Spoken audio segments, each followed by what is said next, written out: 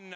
Then it's Smooching, who's not doing much, and Jewel Azul's closing in. Desert Glow, a resurgent Derry Goulin outside. Run, Bambi, run!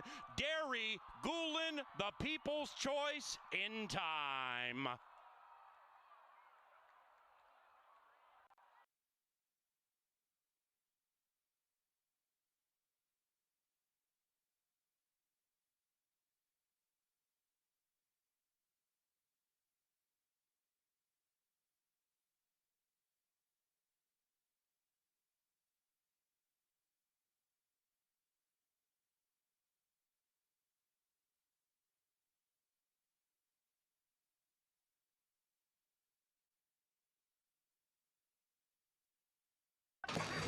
They're racing and they've broken a line. That gray in the middle, Irish Dawn, comes out with speed at 7-1. Irish Dawn leads it by an ever-widening 1.5, make it 2. After that, One Fast Bro, Sonic Speed, 7 behind the speed. Then it's Syntactic, and the one strolling along in last is Dr. Storm as they race in single file order around the turn. And Irish Dawn, in search of 2 in a row, bumps that leading margin to 7. In second is One Fast Bro, Sonic Speed, right alongside the favorite. 2.5 clear from Syntactic, looking to win 2 in a row.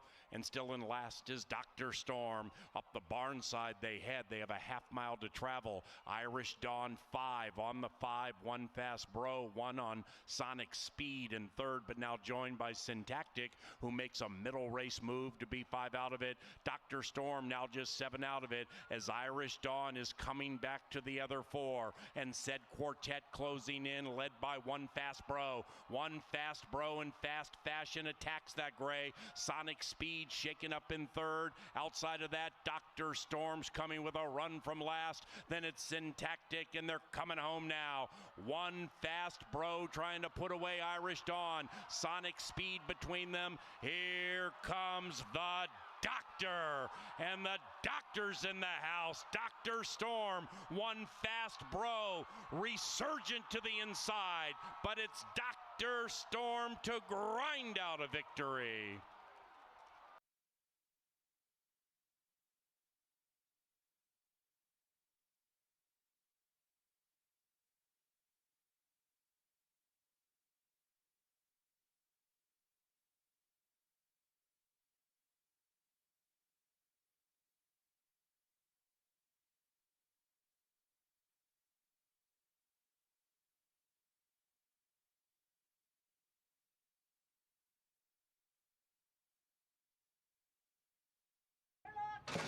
And they're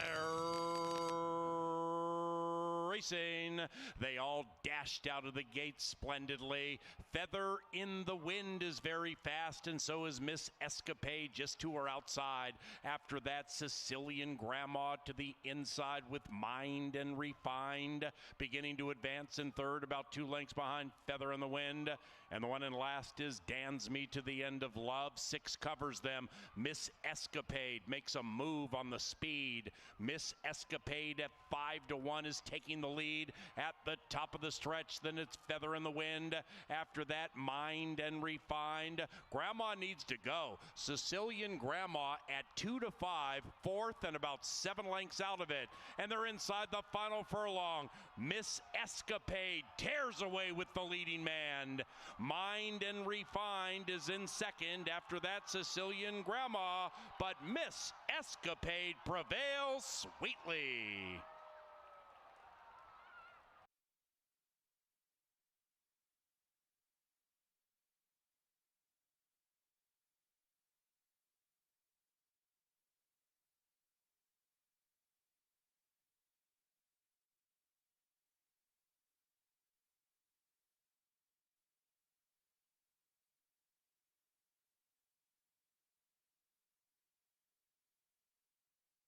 And they're racing another perfect start.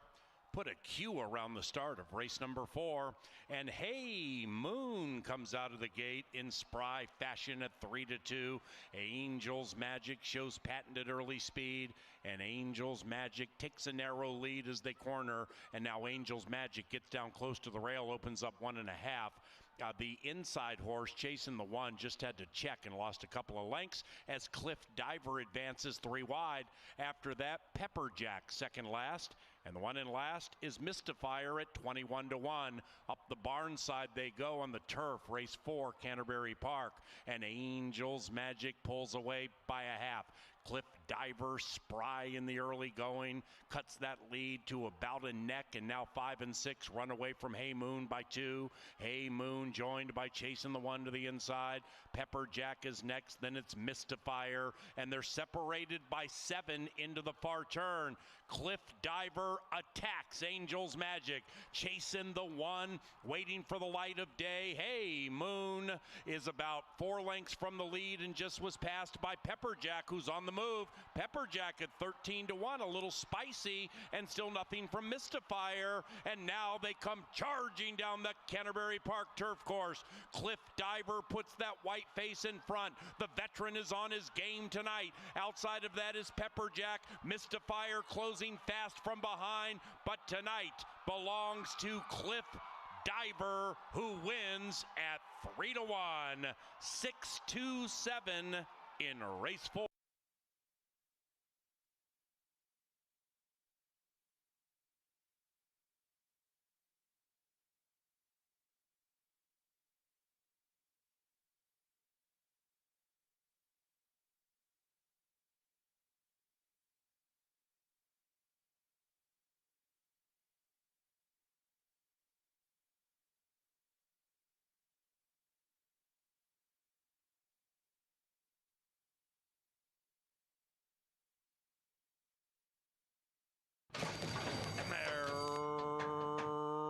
Racing, tight beginning for number 4, Outlaw Run. Had to pinch back to last. Swift beginnings for Shotgun Runner and Catrick, and those two go like the wind into the first turn. 1 and 5 going very, very fast.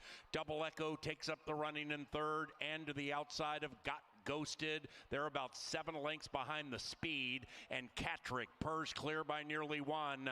After that, it's Supreme Leader, third last, 10 out of it. A recovering Outlaw Run is next, and the one in last is Boss Down. Up the barn side they go, and number 1 is number 1 in race 5. It is Catrick showing the way. Catrick and Shotgun Runner continue to sizzle with a half mile to go, and they put 8 lengths on Double Echo, who's to the outside of Got Ghosted. After that, Outlaw Run beginning to advance, splitting horses, moving into third, but about 8 out of it. Behind that one is Shotgun Leader, make that Supreme Leader, and outside of that, Boss Down running on from 10 out of it. Meanwhile, up top, Shotgun Runner blows by Catrick, and Shotgun Runner kicks on impressively. Double Echo takes up the running to the outside of Outlaw Run.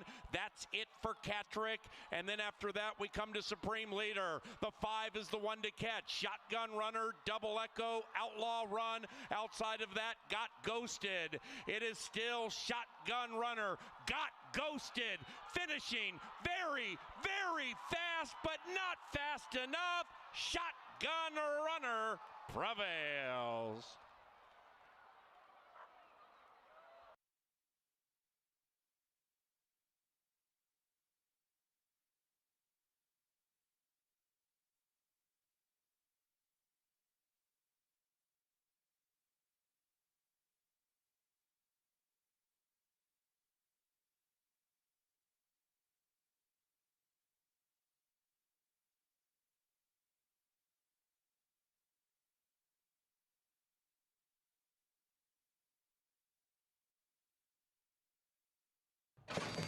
And they're racing. Oink pops out of the gate fast on the inside, and Oink is in hand and in command. I'll Make Bank flashes speed as they corner, and right behind them, it's Paladin Time. That one's looking to win 2 in a row from 4 out of it, and about 6 lengths clear from Paw Allen, who's losing ground. Paw Allen dropping back to last and overtaken by Danzig Minor and Begging for Trouble. Covered by 11 with a half mile to go, and the new leader is I'll Make Bank, trying to scoop all the chips. Oink, Oink continues to fight on the inside. After that, it's Paladin time, beginning to edge forward about 3 lengths from the lead. And behind that one is Danzig Minor, 5 lengths behind I'll Make Bank. Then we come back to Paw Allen Resurgent, beginning to close up on the inside. And the one in last is Begging for Trouble with a quarter of a mile to go. I'll Make Bank from Oink, and Oink shifts to the outside. It is I'll Make Bank, Oink, right back at that 6 on the outside. Meanwhile, Paw Allen is closing impressively on the inside into the final 150. It is Oink, I'll Make Bank, and Paw Allen blows by both of them. Paw Allen, spectacular.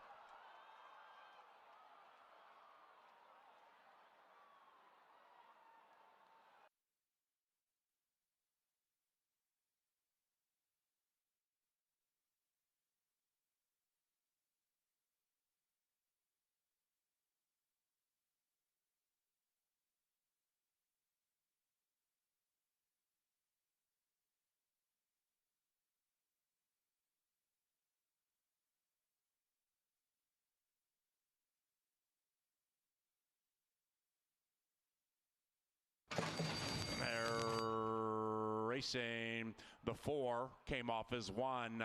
86 Chevy revs up to the inside at 7-1 and flashes speed. Between them is Coastal Kid. The favorite is close. And outside of them, Lemon Meringue. The one watching said trio skirmish from about 9 lengths out of it is Lord Sheldon. They head up the Canterbury Park barnside in the Saturday penultimate. And it's 86 Chevy showing the way. 86 Chevy from Coastal Kid. Lemon Meringue now down to the inside. 2 lengths from the front. Lord Sheldon very much in touch with the field. Just about 6 lengths from the lead, and the lead belongs to 86 Chevy. Coastal Kid jumps that one to the outside and off the far turn. Lemon Meringue 3 out of it. Lord Sheldon running on and around about the quarter pole. 86 Chevy at 7-1, the longest shot of the quartet. Still leads it. Coastal Kid grinding to the outside. Then it's Lemon Meringue and Lord Sheldon, and they're into the final 250, and 86 Chevy will not go away. 86 Chevy giving this big favorite Coastal Kid all kinds of problems. In fact, the upset is on. 86 Chevy purrs into the winner's circle.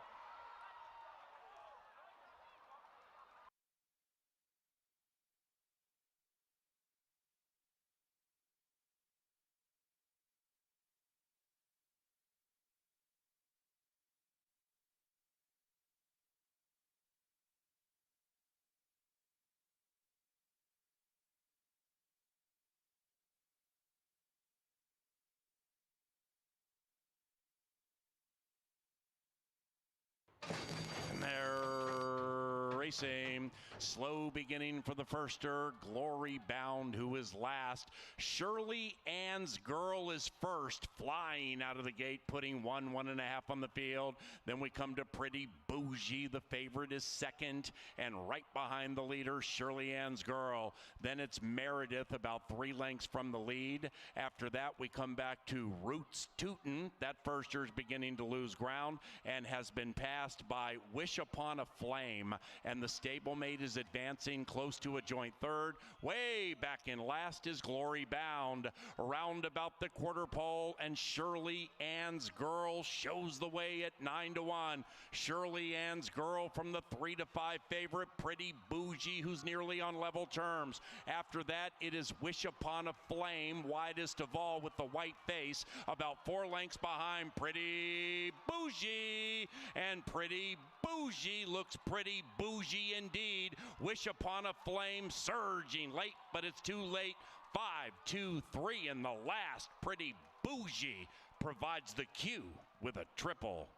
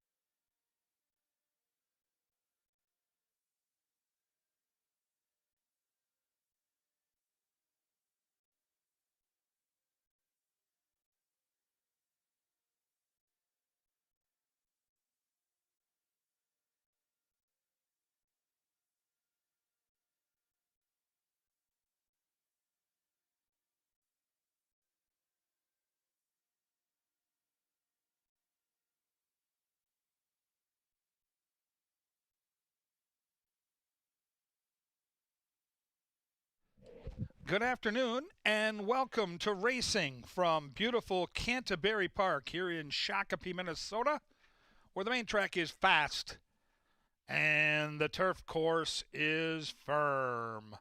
If you'll get your programs handy, we'll go over the changes on this evening's 8-race card. Race 1 starts the early pick 4. The pick 4 starts in race 1. Jockey change on number 7. Molly's Mia, make the jockey Leslie Mowing. Mowing picks up the mount on the 7. No changes in race 2. Race 2 free and clear. A pick 4 starts in race number 3. Pick 4 in the 3rd. Take out number 3, A Rose and Wine. Race 3, remove that 3. Our pick 5 tonight starts in race number 4. Play the pick 5 at Canterbury with that 10% takeout. In the 4th race to start said wager, take out the 6 Tiger Hunter. Race 4, scratch 6.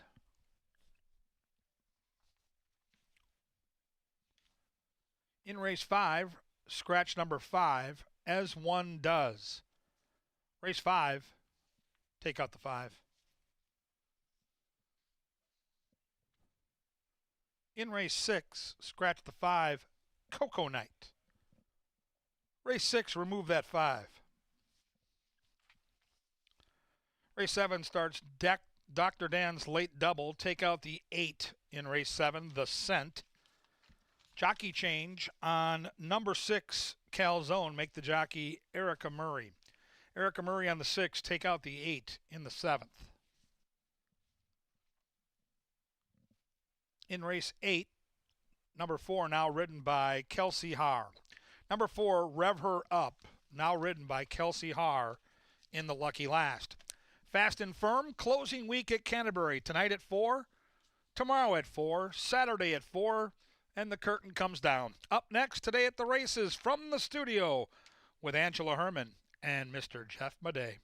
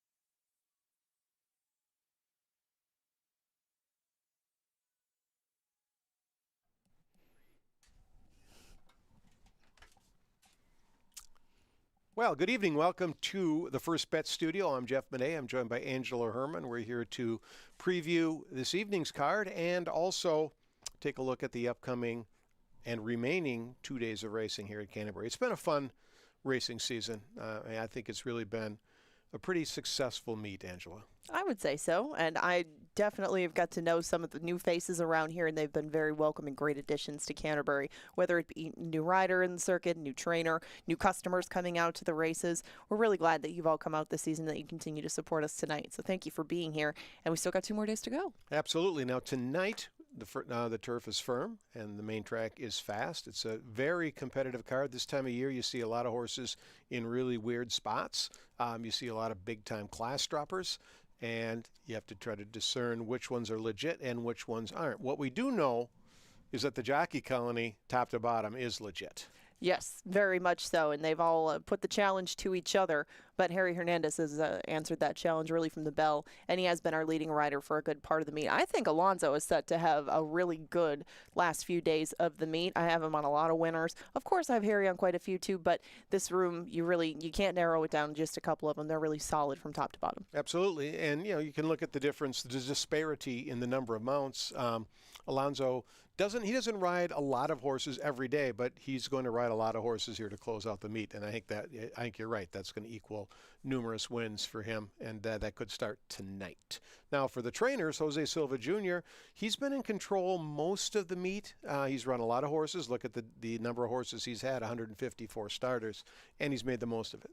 Right, and you alluded to Alonso not riding as many horses. That's the barn that he rides for probably the most. Tim Padilla don't have as many starters, but have done excellent work in picking spots for their runners, and that's really been the case on this board. As you can see, you get this many trainers with that many wins, and that's what makes some of the good payouts too, because it's just like the riders. You can't narrow it down to one or the other. They've all brought very live entities to this meet and found spots that they fit. Right, we're not handing out meet champion trophies tonight because it's not mathematically over. Mac Robertson has a chance. I ran into Jose Silva Jr.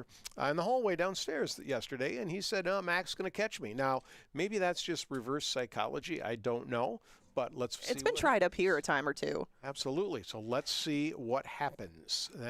But it's been really a good season for everyone you see on that screen, and I think we'll see wins from all of them yet here in the next 3 days. Joel Burnt has a really nice horse in his barn by the name of Frosty View. It's a Minnesota bred who was the champion 2-year-old. Didn't have a great 3-year-old season, but this year has run the fastest times on the turf at 5 and 7.5 furlongs. We had a chance to talk to Joel. Check this out. Hi, I'm Joel Burnt, the trainer of Frosty View. We purchased Frosty View in the digital sale from the Lothenbach dispersal with the intentions of having a nice Minnesota 3-year-old.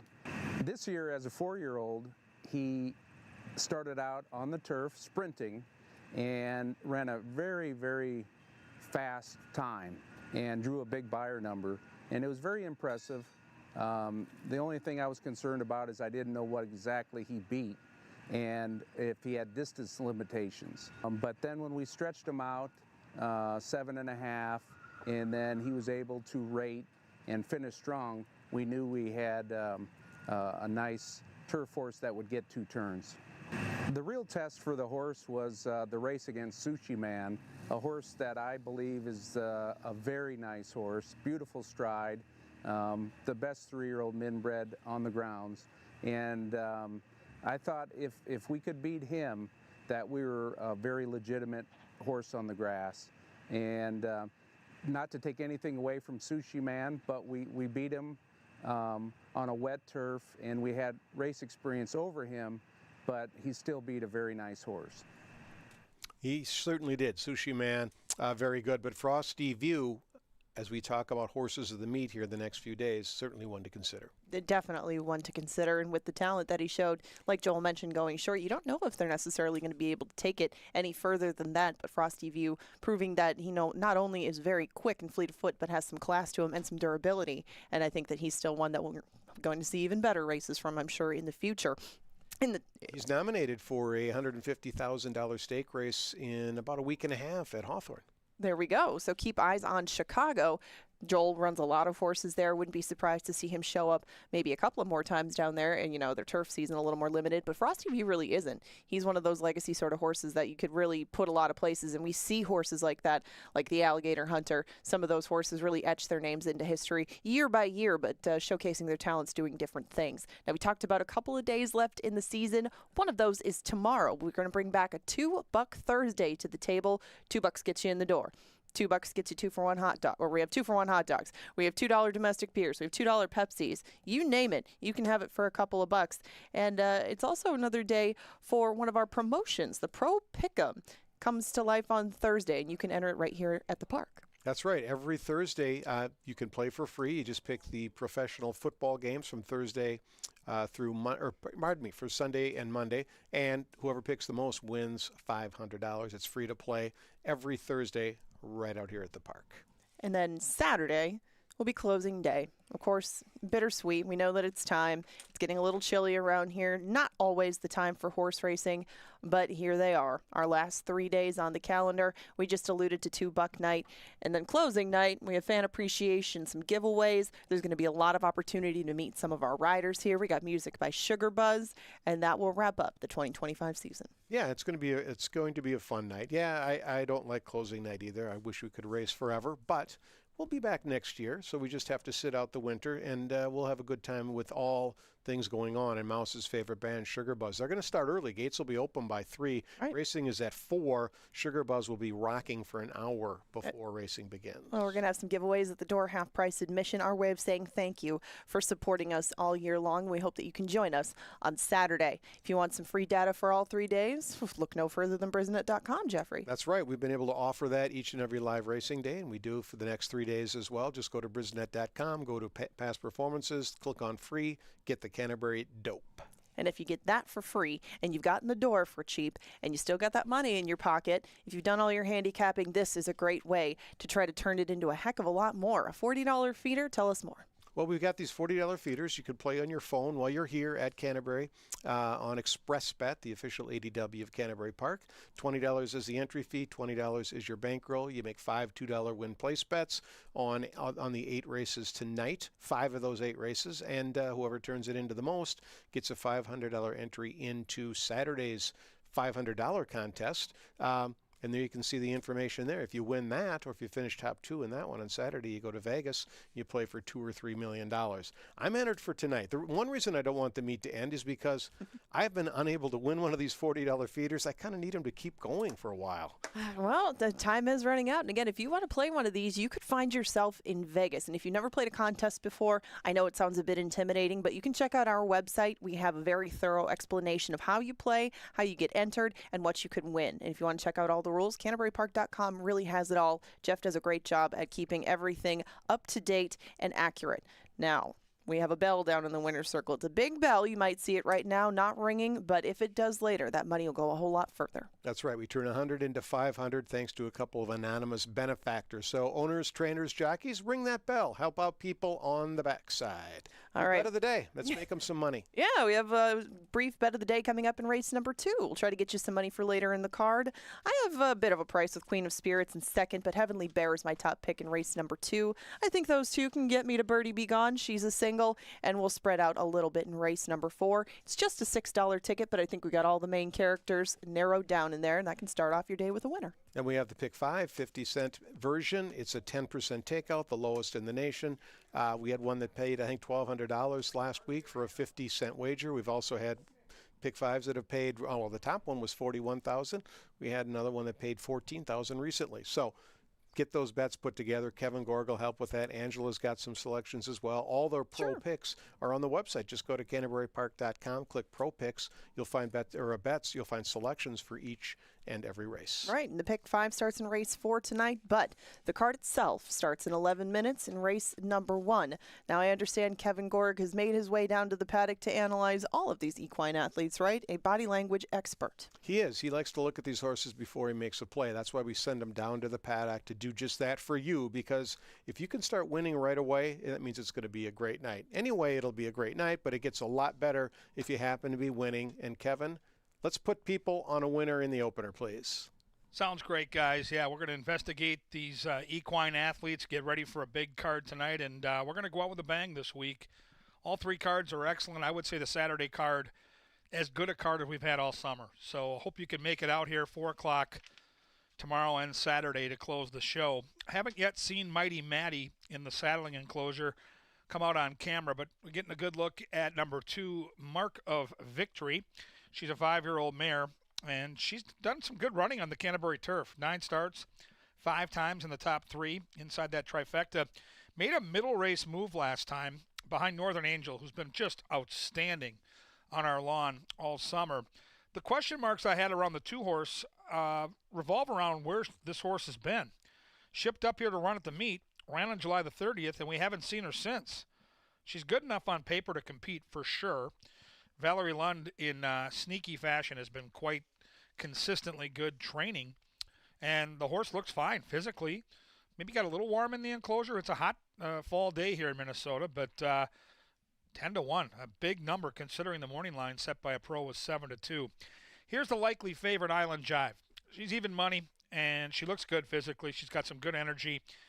Island Jive is a 4-year-old filly who's in good form right now. Comes off a very hard-fought victory over Blues Cross last time. Blues Cross is the 6 and 10-1, and they photoed last time out. So on that alone, you may want to consider the 6 at 10-1. Island Jive's the horse to beat. I don't love the price. I've got the horse in my top 3, as you can see, but I'm going to try to beat her. Number 4 is Not a Word. G-Rod gets the call for Isaiah Ortiz. The dirt form of late has left something to be desired, so I understand the switch to turf. Bloodlines are decent for the grass. 3 career starts, hasn't done much with those turf starts, so I'm not going to bite today at 8-1. I'm on the 5. I'm on Lunar Seas, the Novogratz horse. I'm a little surprised that she's 5-1, especially for Cody Rosine, so the lack of wagering does have me taken aback a little bit, but she looks like Lone Speed. She's in good form, ran a good 3rd last time behind Sunshine Fever, and she's fresh. She hasn't raced since August the 30th. There you see number 1, Mighty Maddie and Kelsey. They're getting permission from the stewards to go out early, and boy, the horse looks great physically. So we had a good look at that horse at 7-2, and she made a nice impression. But Lunar Seas is my top pick, and I'm loving 5-1 right now. I mentioned Island Jive and Blues Cross photoed last time. Here's the 6, 10-1. Victor Santiago done a nice job in the saddle. This horse should be flying on late. 6 looks fantastic in the walking ring. So I'm going to include the 6 in my pick 4 ticket as well. And don't forget about the 7, Molly's Mia. Outside speed, likely going to have to use that with Leslie Mowing. And Troy Bethke has that horse really looking nice physically. I like the way she's behaving so far in the paddock. I'll mix her on my tickets as well. I thought this race was difficult. 6-5 on Island Jive.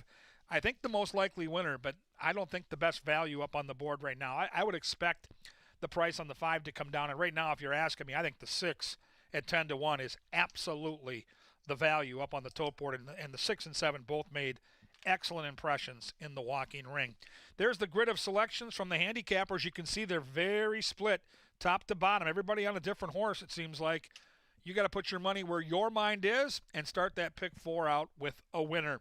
Good luck and welcome to Canterbury Park. We'll be ready to race in 7 minutes. Up next, the horses get onto the track, and we get to hear from the best bugler in America, Sir Leonard Dykert.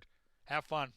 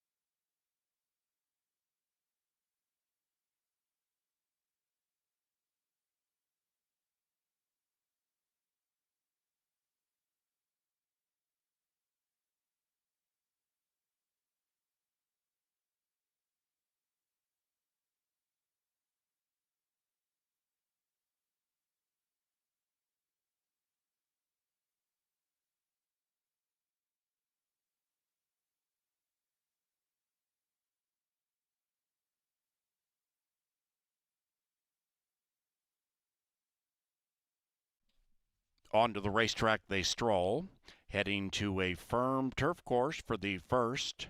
This begins 50-cent pick 4 wagering. Turf firm, rail all the way in. Number 7, Molly's Mia, now ridden by Leslie Mowing. 5 minutes.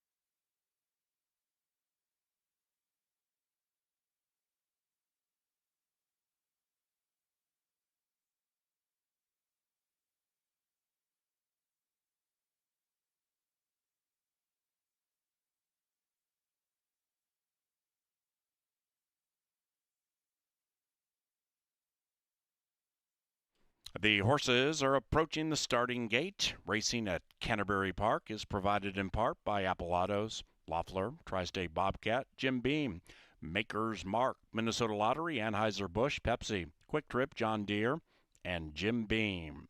We welcome our featured groups: WW Granger Live Racing, Bunzi Distribution, SFRMC, Aura of Minnesota, Sika Live and the racing event, Getz Capital, WIM US Signal Team, and Ridgeview Foundation. Welcome to the races. It's post time for the first and our first pick four.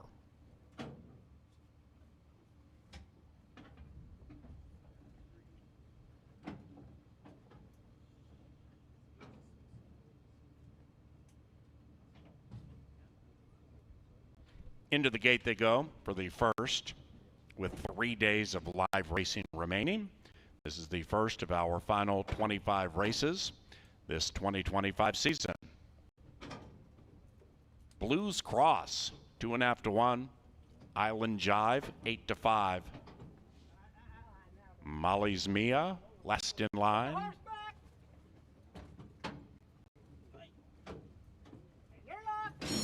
They're racing.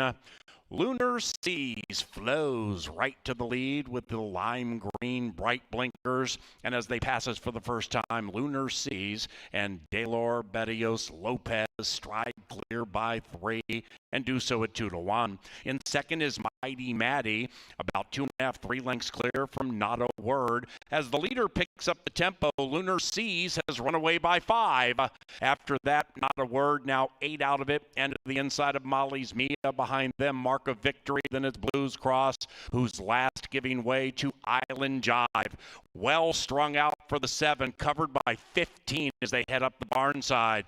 Lunar Seas fully committed to a wire-to-wire hope, and Lunar Seas still clear now by 3. In second, Mighty Maddie. Kelsey Har sitting chill on the 1, waiting for the 5 to come back. And 10 lengths after that to Not a Word. Not a Word is to the inside of Island Jive, who's out of second last. Then it's Mark of Victory to the inside of Molly's Mia.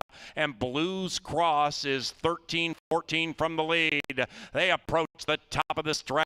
Lunar Seas has come back to the field, but is not being pushed on hard. Lunar Seas still leads it clearly. Mighty Maddie shoved on hard. Not a Word closing fast on the inside. Now angles outside after that. Island Jive. Blues Cross just angled to the outside of Island Jive. And they're all still chasing Lunar Seas. Lunar Seas from Not a Word. Blues Cross late. And Lunar Seas goes to jumping around late in the stretch, but is just showing off after an impressive wire-to-wire win.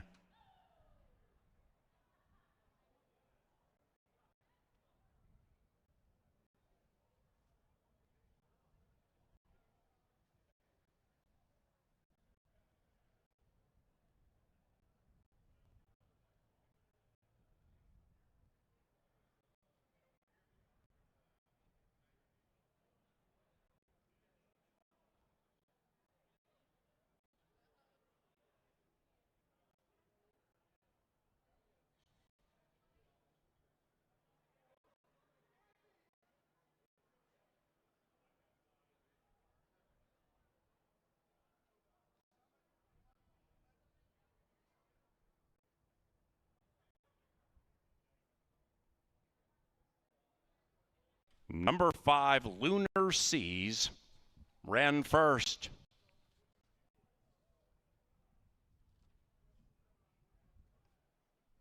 .141.93 the final time. The rest of the numbers: 5, 4, 6, 1. Not a Word, 16 to 1 in second. Stand by.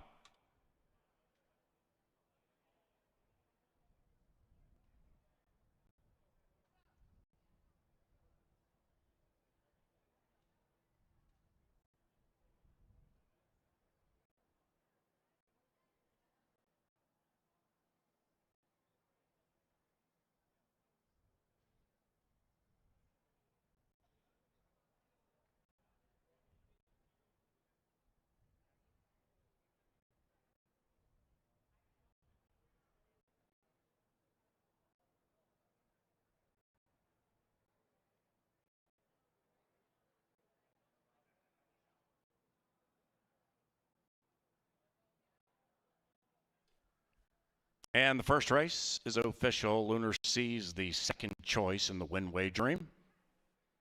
Tops a 5461 superfecta that paid $68.16. 5-4 exacta, $45, 50-cent trifecta, $108.15. Race number 2 is about 22 minutes from now. And race 2 is courtesy of Apple Autos. That's the official vehicle supplier to Canterbury Park, and xfinitymobile.com. Race number 2 takes us to the Fast Main track. And we have no scratches or rider changes. Be to the gate about 4:40.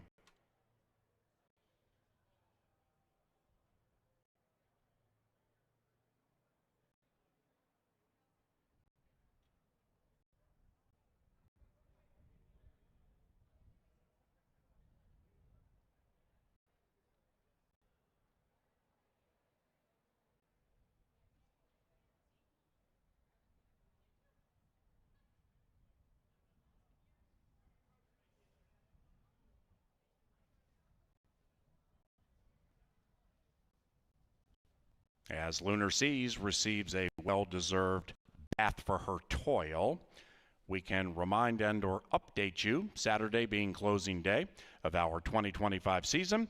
We have live music, special giveaways, live racing, brews, and more. Discounts on tap beers and concessions on Saturday when we begin at 4 o'clock. And the first 3,000 guests to arrive at the park receive a mystery scratch-off prize. Tickets for Saturday, the Swan Song, at CanterburyPark.com. Buy in advance and save.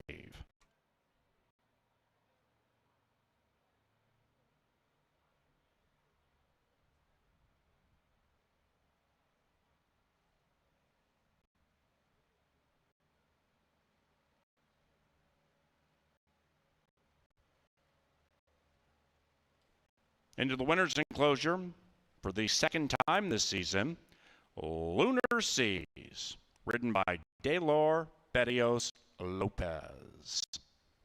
Novogratz Racing owns Lunar Seas, and the winning trainer, Cody Rosine.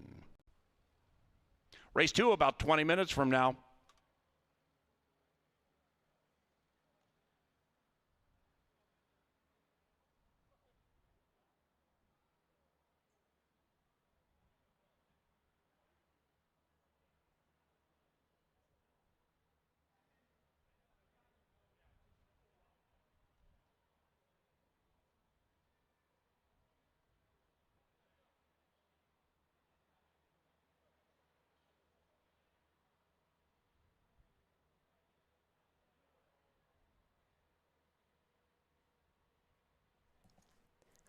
Ladies and gentlemen, if you turn your attention to the winner's circle, each week the Minnesota Horsemen's Benevolent and Protective Agency recognizes a person that exemplifies the Minnesota horse racing industry. HBPA President Justin Revac is here to present that award to the lovely Miss Olivia Bethke. Olivia is the daughter of trainer Troy Bethke. She's been involved with horses for as long as she can remember. She's been working at the track, riding horses at the family farm, and doing everything she could to develop the skills of a horse person. She now gallops racehorses for her father and several other trainers, and often brings horses to the paddock to be saddled. Off the track, Olivia is known for her success in equestrian eventing and specializes in show jumping with retired Minnesota-bred racehorses. She's the recipient of numerous awards recognizing her accomplishments in competition, and in fact was at one such last week. Congratulations, Olivia, on being the Minnesota HPPA Horseperson of the Week. And we want to thank the sponsors, Loro Boots and Bravi's Craft Mexican Kitchen, for sponsoring the Horseperson of the Week.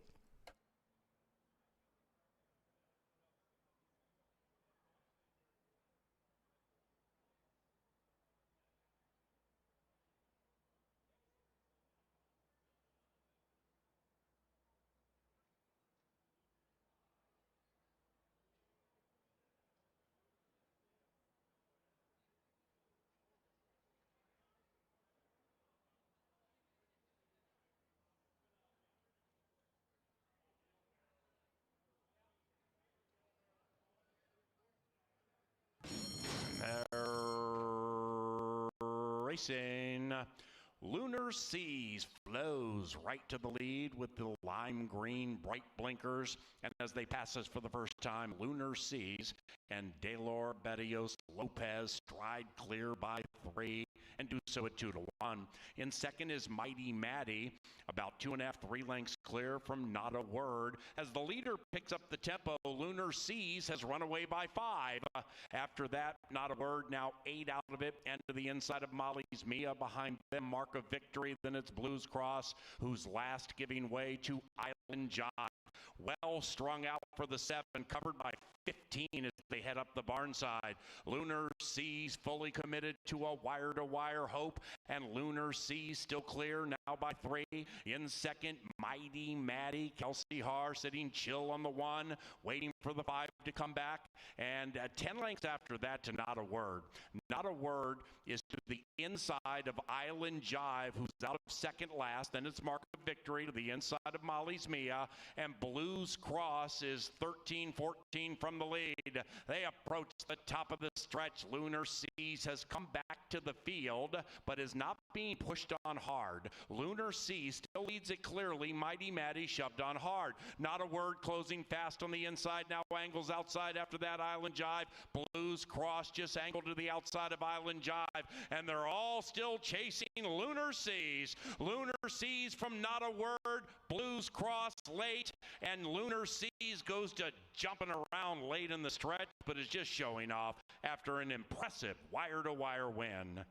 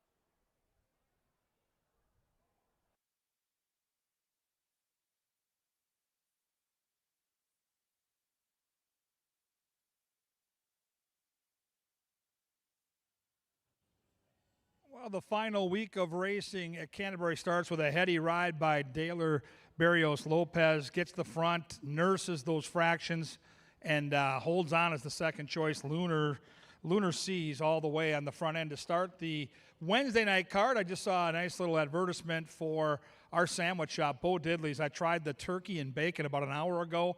And again, our body clocks are a little off with this 4 o'clock start. You know, your cadence of when you're going to have dinner, planning it out around the races. So I had the turkey and bacon. I got to tell you, Big Mike on hand today. So you got the big boss running the sandwich shop. It was spectacular. If you're getting a little hungry as the race card progresses with our earlier start time, give Bo Diddley's a look. You will not regret it.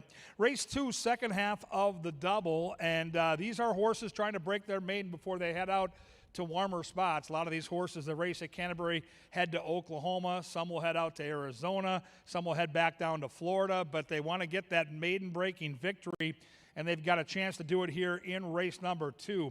Now, the tote board is going to tell you all kinds of different stories. I thought the one might end up being the value in the exotics. I've got the horse second, as you can see in my analysis. The layoff is a question mark. No question that, something went amiss. This was not probably a part of the plan, but the horse looks like she might have a little kick in the late stages of the race, and with that inside post, likely going to draft in behind and hope that they go quick early. There is a lot of speed signed on, primarily towards the outside, led by Red Volta. So the fractions figure, to be honest, the horse is in pretty good form and certainly has a chance to upset the apple cart. If you're going to build a trifecta or a superfecta, maybe you want to mix some value into the exotics. Like I like the 7 here, who's likely going to be favored. I'm going to mix the 1 in underneath in my exactas and trifectas and try to get a little value. I think she can get a piece. And if she runs her race and runs her very best, I wouldn't count the win out of the equation either. And you're going to get 7, 8, 9 to 1 here on the inside marker. So certainly one to consider in your handicapping as the horses get ready to come out of the saddling enclosure and we get set to analyze how they look for us physically. And there's a good look at that long shot I have included in my analysis. And she looks good on camera right now. That's Queen of Spirits. Pamila's Bet is the 2. Victor Santiago gets the call here for Audrey Cambray. This horse has been knocking at the door, man. I'm telling you. Back-to-back second-place finishes facing claimers. Now they bump up confidently into special weight. And another horse that doesn't have a ton of early speed but should be motoring late. The 2 makes a nice impression down here, too. She's got good energy. She's a 4-year-old filly, so she's a little more filled out. She's all grown up down here, and she's got a good way about her down in the paddock. Obviously, over 19 is the question mark, but if you're going to mix her into the tries and supers, I think she's got a chance to be a real factor here. Paul Allen, our track announcer, has the 3 as his top pick, American Splendor. Anytime you can see Harry Hernandez at a juicy price, you have to consider it. He's been dominant all summer in the saddle, well on his way to a jockey title, 7 to 1 on PA Stout, second off the layoff, up in class. Number 4 is Essie's Edge. The jockey looks to sweep the double, and Bobby Klein's the conditioner. Ran into Zanzora last time, and it didn't care for it. Finished 4th, beaten 18 lengths, so not the greatest debut, but we'll see if the jockey can sweep the double on Essie's Edge. 5 is Distorted Louvre. Carlo Lopez gets the call for Ryan Kenny. The trainer takes the blinkers off. The horse has good stalking speed. Another horse that's been kind of knocking at the victory door, right? I mean, back-to-back races where turning for home, this horse looked like she might be the winner and just couldn't close the deal. Carlo's the regular rider, knows her well. You're getting a horse that was 7 to 2 in the morning line set by a professional that's up there at 10 to 1. On that alone, I think you can consider betting that horse. Angela likes the 6, Heavenly Bear. The Q gets the call for Mac Robertson. I love the connections, and the horse did have trouble on debut. The problem I have with the horse is she really never picked up her feet. You always can trust this barn to improve sharply. They're going to need to improve, especially at that low price of 3 to 1. I'm on Red Volta, and I've been waiting to put this horse on top. I've been trying to beat this horse all summer, and it's worked out okay for me. But now I'm going to take the cheese. I'm going to take the bait on Red Volta. She looks like Lone Speed. She's drawn nicely to the outside. And Bobby Klein gives this mount back to Jermaine Bridgman. I don't know how that negotiation went, but Jermaine's ridden this horse the last 2 times out, and they've run big races. Certainly going from 5.5 to 6 is a problem if you look at the racing form, because she has been in position to win those shorter races and gotten a little tired late. But I'll say this, Bobby Klein's horses have been running great all summer. They look good in the paddock, and Red Volta is just the same. She looks fantastic down here. I think Germain can get the lead, and I think today's graduation day for Red Volta, and I'm not alone as you take a look at that tote board. Second half of the double, fantastic racing all week long, and we're looking forward to presenting that to you with 4 o'clock post times all week. Tomorrow at 4, and then Saturday, what a card. Unbelievable race card Saturday at 4 o'clock. And don't forget on Saturday some great simulcast action as well with the Cotillion and the Pennsylvania Derby, a pair of Grade 1, some of the best horses in North America doing battle there. Race 2, the girls, maiden special weight coming up and coming at you next.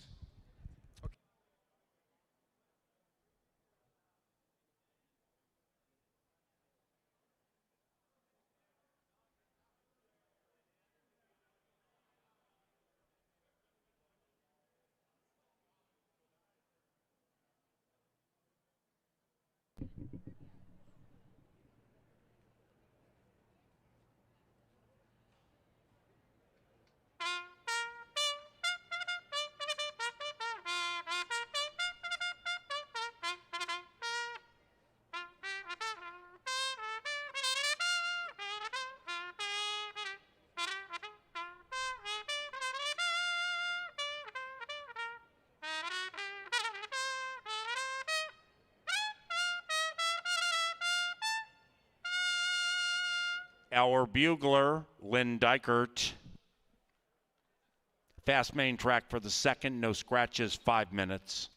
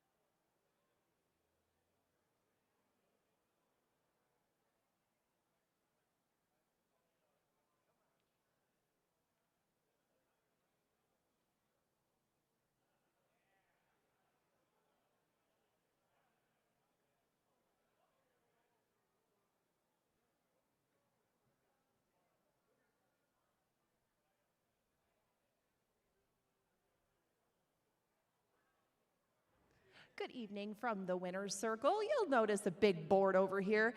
That's not horse racing related. It's time for the trackside treasure punch. That's right, we've got a loaded wall of prizes over here and a lovely lady to my left that's going to punch for one of those prizes. You'll get 3 chances. If you don't like the first prize you get, you can go again. But if you don't like that one, you only get 1 more chance. What's your name? Where are you from? Ivy, and I'm from Burnsville. And Ivy, I've got all kinds of things in here. I've got bags, I've got t-shirts, I've got mugs, I've got gift cards. I've got gift cards to TJ Hooligans, the Boardwalk. Any certain thing you're hoping for out of here? Maybe money, like a gift card. All right, perfect. Well, whenever you're ready then, our lovely assistants are over here, and take your first shot at that board. Punch any circle that you'd like. All right, that's our first punch, real close to us, and the prize inside. Okay, beautiful. It's $25 in lottery tickets. Now, do you want to hang on to those and try your luck, or do you want to try for another prize on that board? We got to keep the tickets out here. What do you think, Ivy? Maybe I'll try one more. All right, she's going to put the lottery tickets back, and she's going to take a shot again. Let's see if we can get you one of those gift cards. Take your shot whenever you're ready. All right, down on the bottom row, let's see what we get. Okay, what did we get? Yes, you got a $50 boardwalk gift card. Okay, you gonna hang on to that one? I'm gonna hang on to that one. All right, beautiful. You got $50 to the boardwalk. Nice punching. Hope you enjoy your time over there. Thank you. All right, she's a big winner. She's gonna be over at the boardwalk. If you want to head over there, go over and have some food anytime. If you want to play cards, we're dealing them up 24/7. And if you want to bet on race number 2, you have 2 minutes.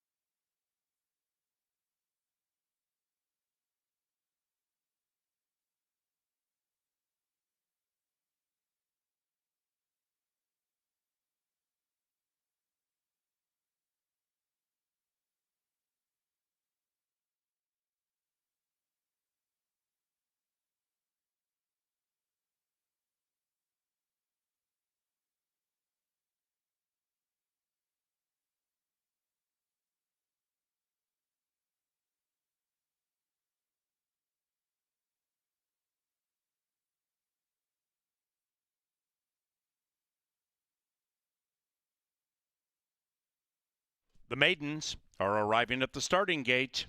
It is now post time.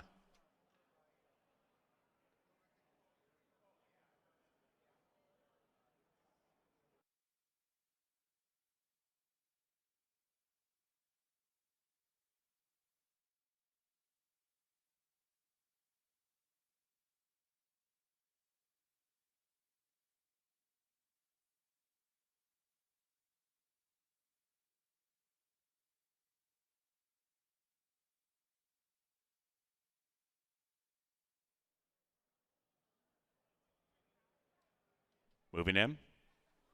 Queen of Spirits first in, 11-1. The bookender is favored, Red Volta, 4-5. Heavenly Bear, 4-1. Second win wager in choice. Palmilla's Bet has gone in. American Splendor.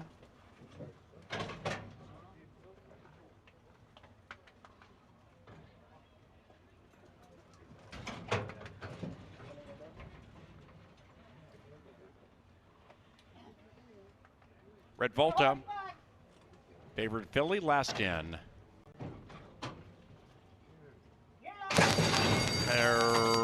Racing, slow beginning for the 6, Heavenly Bear. Swift beginnings for Distorted Louvre and the favored filly Red Volta. They hook up early, and Red Volta at 0-16 puts the white blinkers in front. Queen of Spirits hugs the rail to the inside, about 4 out of it, and to the inside of American Splendor, which is 4th and now 5 lengths behind Red Volta, who runs away by 2.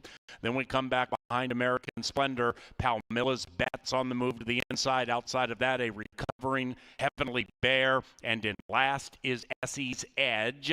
The rider would have to sweep the double from 12 out of it. Chasing Red Volta, and Red is in the black with a 1/4 mile to go. Red Volta cruising. Distorted Louvre in second. Queen of Spirits in third. Heavenly Bear, despite the awkward start, running on rather quickly to the outside. Red Volta 0-16, trying to make tonight the night. Inside Distorted Louvre, outside Heavenly Bear, 3 lengths in arrears with 75 to go. Red Volta, a lunging Heavenly Bear, too late. Tonight is the night for Red Volta.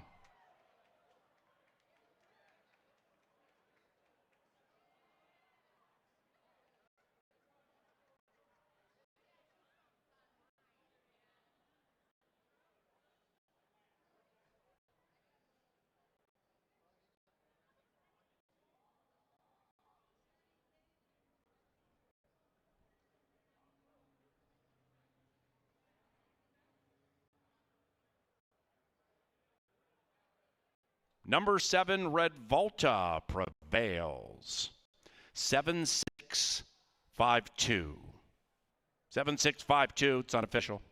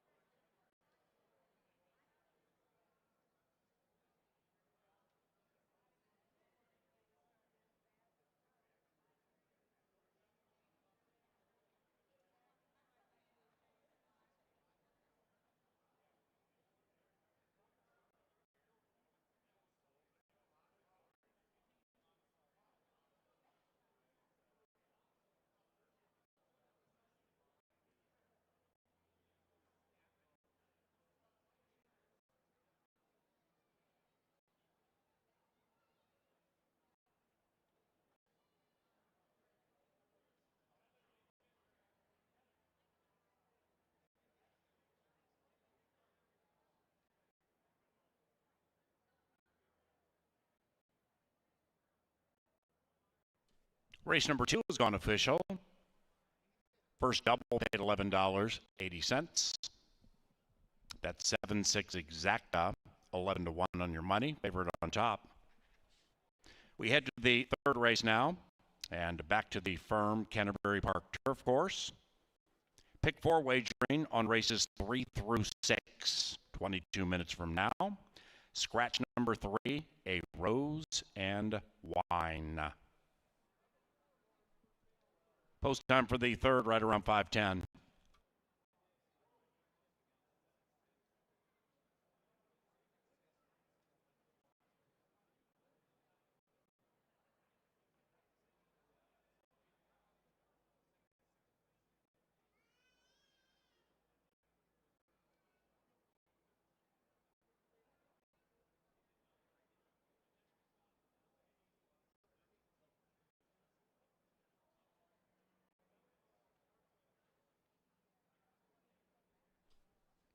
The maiden breaker finds the winner's circle. She is Red Volta, ridden by Jermaine Bridgemahan.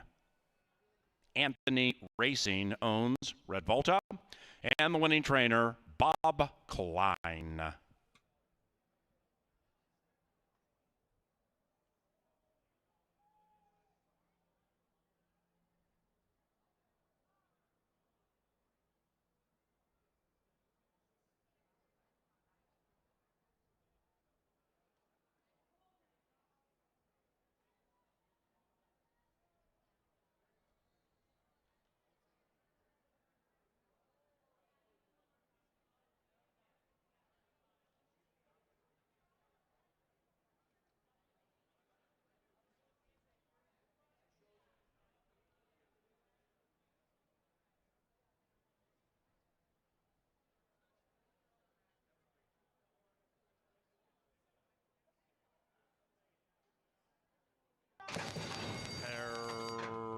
Racing.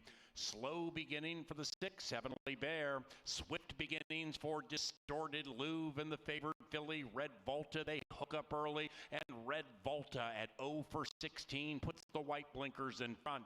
Queen of Spirits hugs the rail to the inside, about 4 out of it, and to the inside of American Splendor, which is 4th, and now 5 lengths behind Red Volta, who runs away by 2.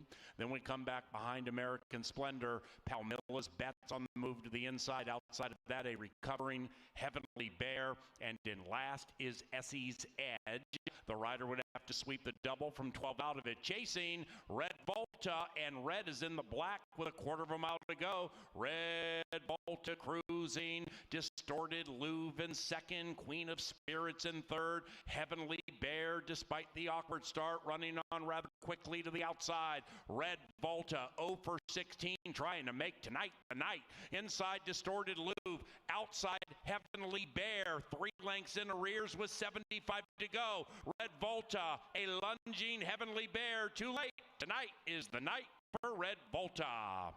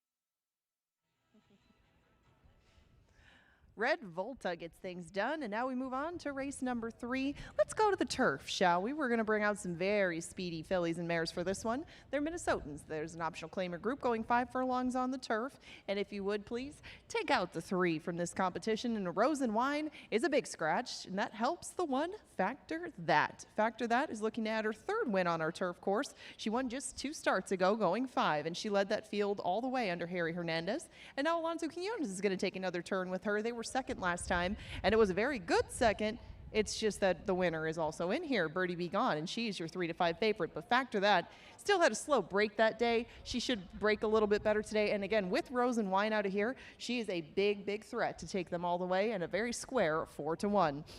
Call them all right next door. Had a good speed too back, but then didn't show any speed last time around. She's an interesting call, no pun intended, just because she could be the one to apply some pressure to Factor That. There's some horses to her outside that have a touch of speed, but not quite like she did two back. And if she doesn't go with the inside horse, that filly might get very lonely on the front end, but I would not be surprised at all to see Call 'em All get the guns going early and use her speed to keep herself in the race. Now, Honorable Mischief is one of those fillies that I talked about that has some speed. She can keep herself close. And in fact, earlier in her career, she did use that speed to break her maiden, but since that time, Honorable Mischief has developed more of a pressing sort of style. And Honorable Mischief hasn't won on the turf yet, but she's only tried it just the one time. That was a pretty quick race early, and maybe she got a little worn out in the early fractions. Sometimes changing around distances or changing surfaces can be a bit challenging, but now that she's got an experience doing it, maybe she'll run better this time, and she is 14-1, as opposed to the 3-5 on Birdie Be Gone next door. And Birdie Be Gone deserves to be that sort of price. You know, she's won 12 of her 34 races, but more importantly, she's won 4 of her 6 turf races. More importantly, 2 over 4 at Canterbury. She just likes it here, and she likes what she's doing. She gets some outside draw. She gets Harry Hernandez. There's all sorts of things to like about her. You just get 3-5 for your money, and well, sometimes that's just what you got to take with a horse like her, who was also an odds-on favorite last time around, and backed that up in a big way. Now, 21-1 is now the price that you get on Dropped Cold. Dropped Cold is cutting back in distance, and she too sprinted a couple of starts ago. She ran a kind of one pace. She was behind Factor That, but she wasn't hopelessly beaten that day either. And I would guess that Santiago will take her all the way to the back and make one run with her. We'll see what she gets as far as something to run at. But I'm sure a horse like her, and maybe a horse like Baby Doll Peach on the outside, were hoping that the 3 would stay in this competition and give them something to run at. Baby Doll Peach has a bit more speed than Dropped Cold, but it's been more route sort of speed. She's been able to stretch her speed and do well to get some pieces this year. But Baby Doll Peach has also had some good setups for her. I had to use Baby Doll Peach underneath just because it looks like she's had some very good clear runs of things in recent history, and she hasn't closed the deal. You do get 9-2 though, and Rodriguez should have some good late gas with her. We'll just see if she can pass them all at, again, 9-2. You get 6 in this field, and they're going to sprint shortly. You can do a pick 4 in here. You can do pick 3s, doubles, exactas tries, 10-cent supers. Go right ahead. You have a big 4-5 favorite to beat, and I'm going to jump on board with Birdie Be Gone. This group is headed out to the track, and they'll break in 8 minutes.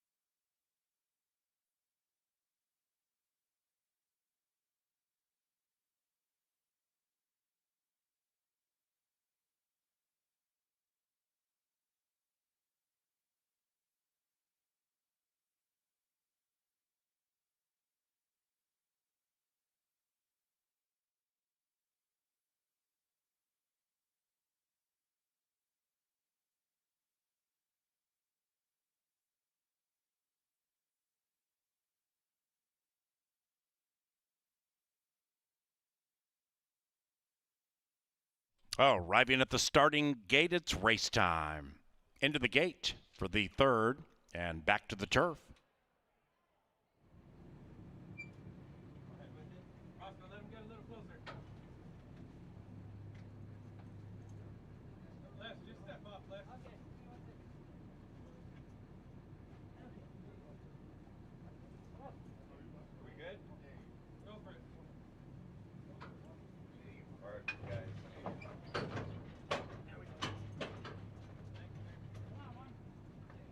Birdie Be Gone, favored.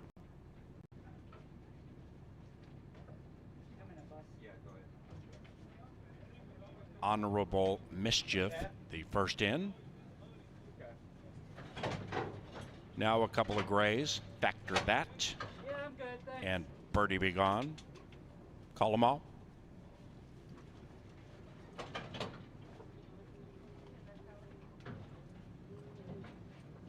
Drop Cold and Baby Doll Peach.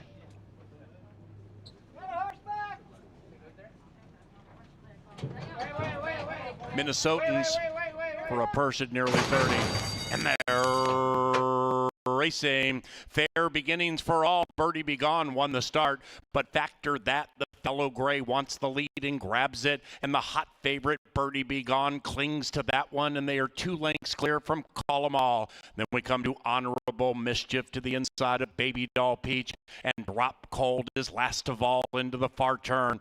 Factor that gives up the inside to Call 'em All if she wants it, and Birdie Be Gone is right next to that too. So now the 1, 2, and 5 are separated by 1.5, and Birdie Be Gone is languishing a bit. Birdie Be Gone, the 1 to 5 favorite, just lost about 2 lengths and is 5 from the front, which belongs to Call 'em All at 13 to 1 on the unpredictable Canterbury lawn. Factor that re-engaging. So is Birdie Be Gone. Birdie Be Gone, the white one on the outside, runs by the top 2 and wins. Birdie Be Gone has won 2 in a row.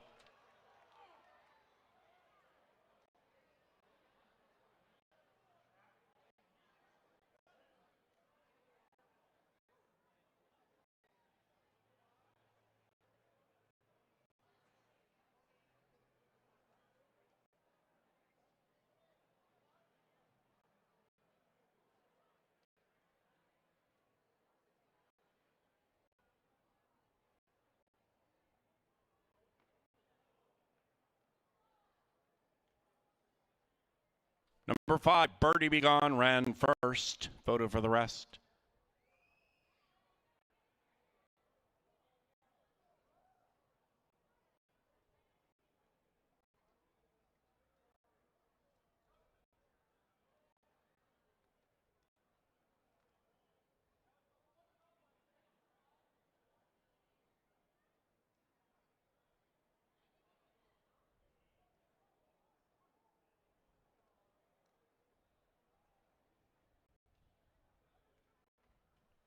The numbers 5, 2, 1, 7.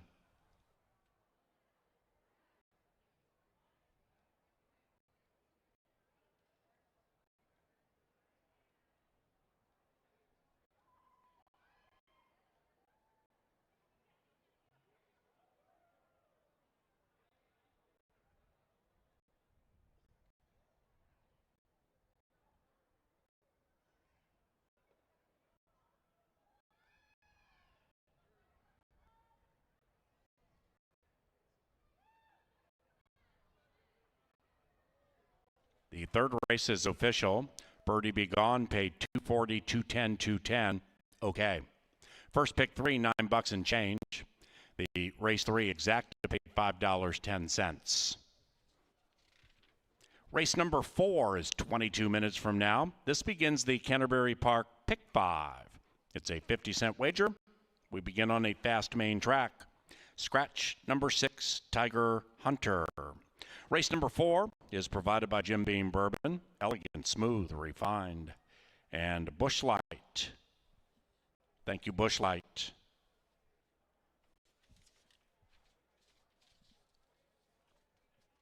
That's 2 in a row for Birdie Be Gone. The winning rider, Harry. Hernandez, Birdie Be Gone, is owned by Teddy G's Pony Up Racing and the winning trainer, Mike Beeler. Birdie Be Gone is a 7-year-old gray mare by Wilburn out of Blue Jean Song. Bred in Minnesota by Eric and Mary Von Segern.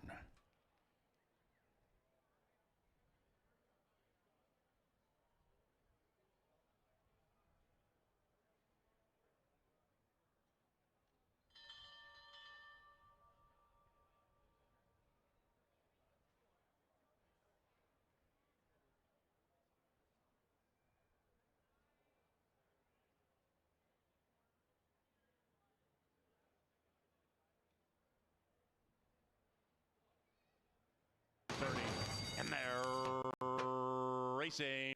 Fair beginnings for all. Birdie Be Gone won the start, but factor that the fellow gray wants the lead and grabs it, and the hot favorite Birdie Be Gone clings to that one, and they are 2 lengths clear from Call 'em All. Then we come to Honorable Mischief to the inside of Baby Doll Peach, and Drop Cold is last of all into the far turn. Factor that gives up the inside to Call 'em All if she wants it, and Birdie Be Gone is right next to that too. So now the 1, 2, and 5 are separated by 1.5, and Birdie Be Gone is languishing a bit. Birdie Be Gone, the 1 to 5 favorite, just lost about 2 lengths and is 5 from the front, which belongs to Call 'em All at 13 to 1 on the unpredictable Canterbury lawn. Factor that re-engaging. So is Birdie Be Gone. Birdie Be Gone, the white one on the outside, runs by the top 2 and wins. Birdie Be Gone has won 2 in a row.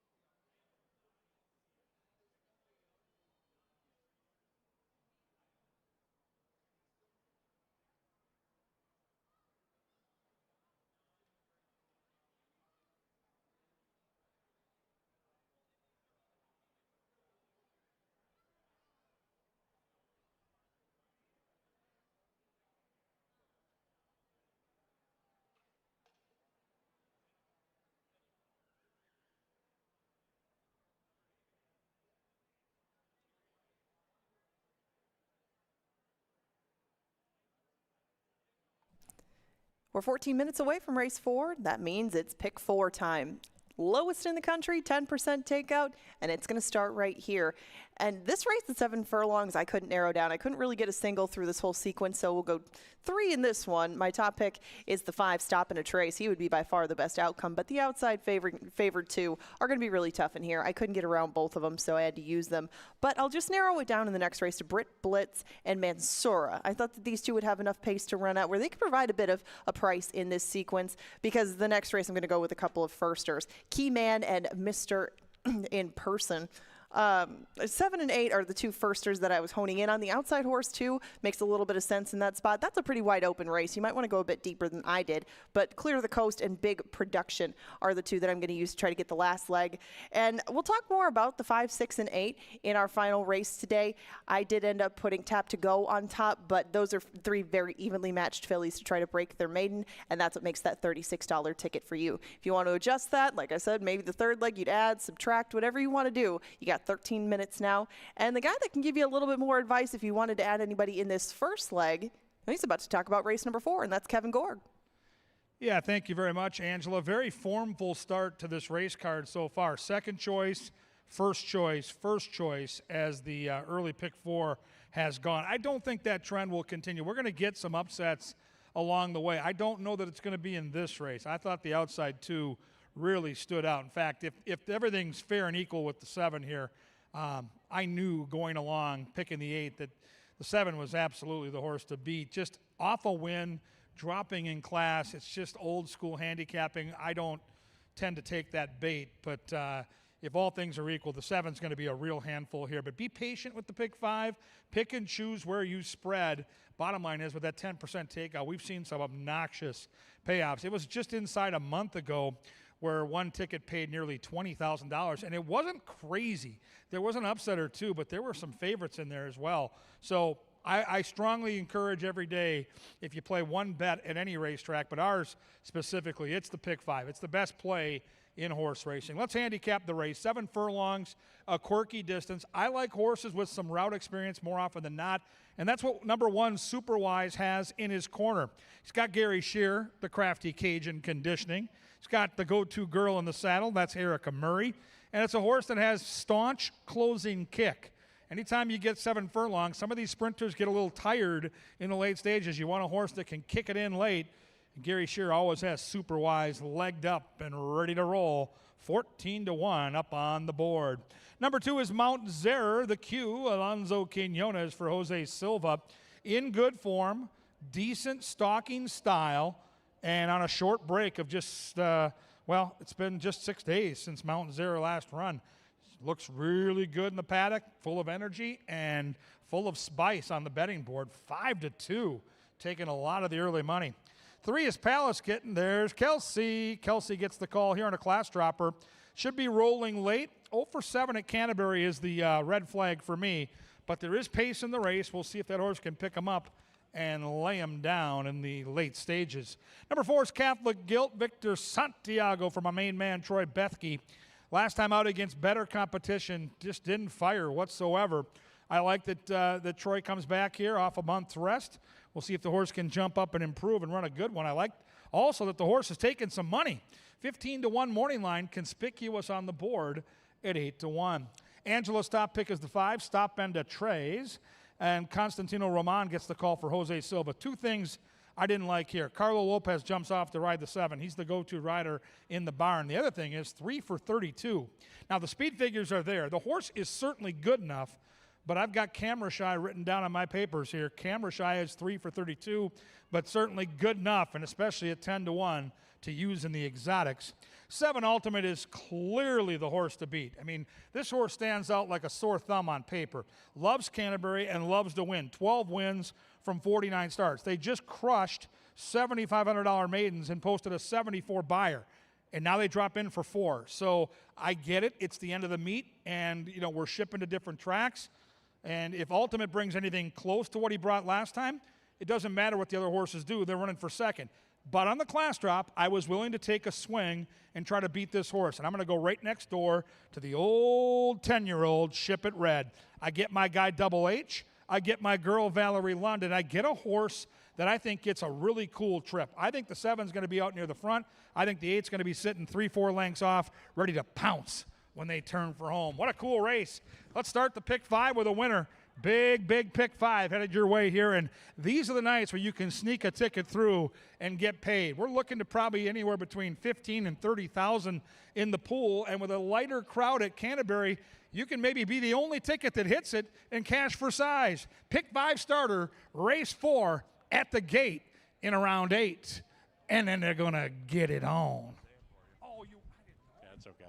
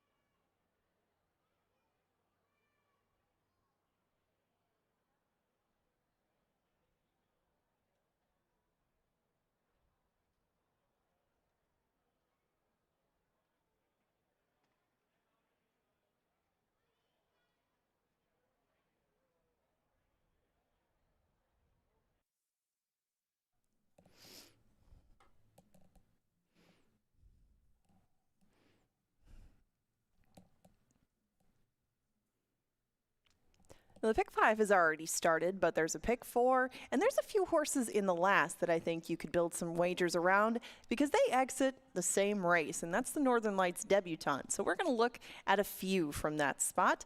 First of all, you got to go to DRF to get the info, so go to drf.com, push handicapping and PPs, and it'll pull you up to this page. My favorite track is, of course, Canterbury, so it's right at the top. If you click on today's card, this is what it looks like. You can look at any different race and look at any of the combatants. So if you push race 8, a few of them are going to come up that I want to take a look at. That's these 3 right here. Heavenly Captive, the 5, the 6, Tap to Go, and the 8, Hey Y'all. And what I meant by a key race, each one of these fillies ran last time around in the Northern Lights debutante. They're the 3 that I used in my pick 5. Now, in watching them back down the stretch, this is the important part, because even though on paper none of them hit the board, they got into a race of their own. And you can see them from the inside to the out. That's Hey Y'all, tap to go in between them. And on the inside is the Heavenly Captive, but in between them, Flatter Me Billy passes them up, and down the stretch, things get even closer. These 3 had been traveling together really from about the 3/8 on, and when they get to the finish line, check out how close it gets between these 3. If they're going to be that close at the finish of a stakes race, I'm going to take all 3 of them in the maiden in the 8th, and that's going to be the angle to close out the night.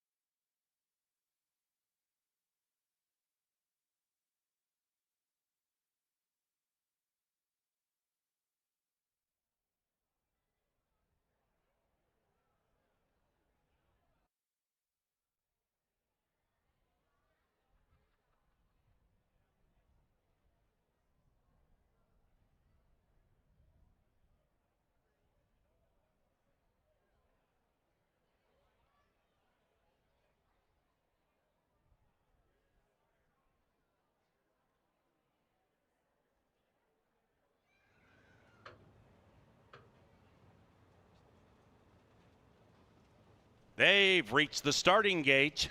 It is now race time. Into the gate for the 4th, Sands Tiger Hunter.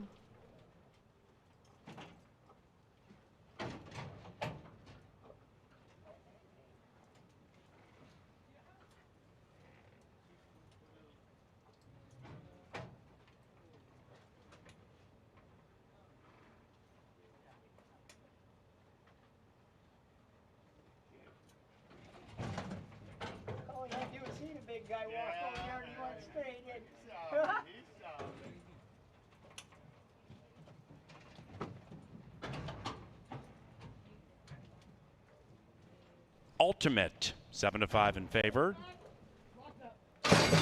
And they're racing. Field sent on this 7-furlong journey. Tough beginning for Palace Kitten, who had to pinch back to last.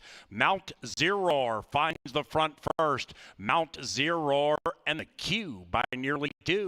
After that, Super Wise, the veteran, was sneaking up but has been passed by Catholic Guilt. And as they link up with the course proper, the leader still is Mount Zeror.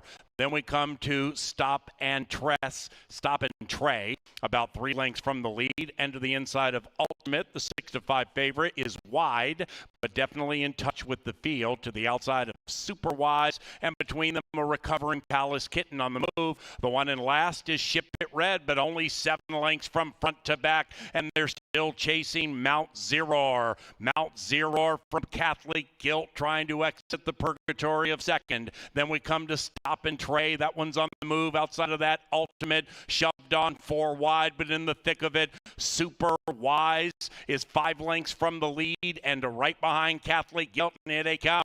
Stop and Tray with Constantino Roman trying to pass Mount Zeror. Mount Zeror the inside. Stop and Tray to the outside. These two are locked in battle as they duel down to the wire. Mount Zeror refuses to let that 5 climb to the top of the mountain and wins.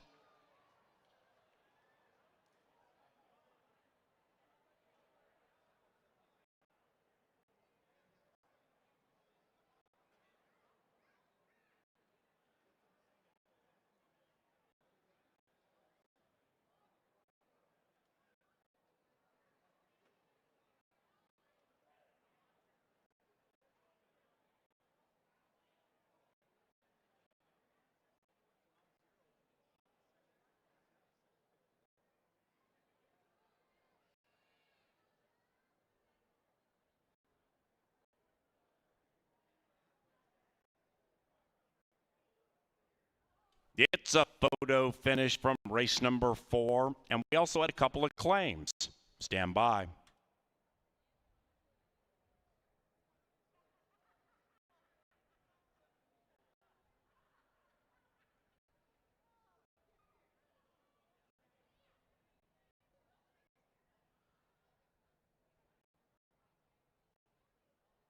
Result of the photo shows the winner is number 2, Mount Zeror. 2-5-1-3 in race 4. The winner was claimed for $4,000, changing barns and heading to the care of Benny Woolley Jr. Benny Woolley Jr., the owner and trainer of number 2, Mount Zeror, following the claim. And number 7, Ultimate, claimed for $4,000. This one goes to Stacy Rushton, who is the new owner-trainer. 2 claims, each for $4K. Ultimate, Stacy Rushton, and Mount Zeror, Woolley Jr.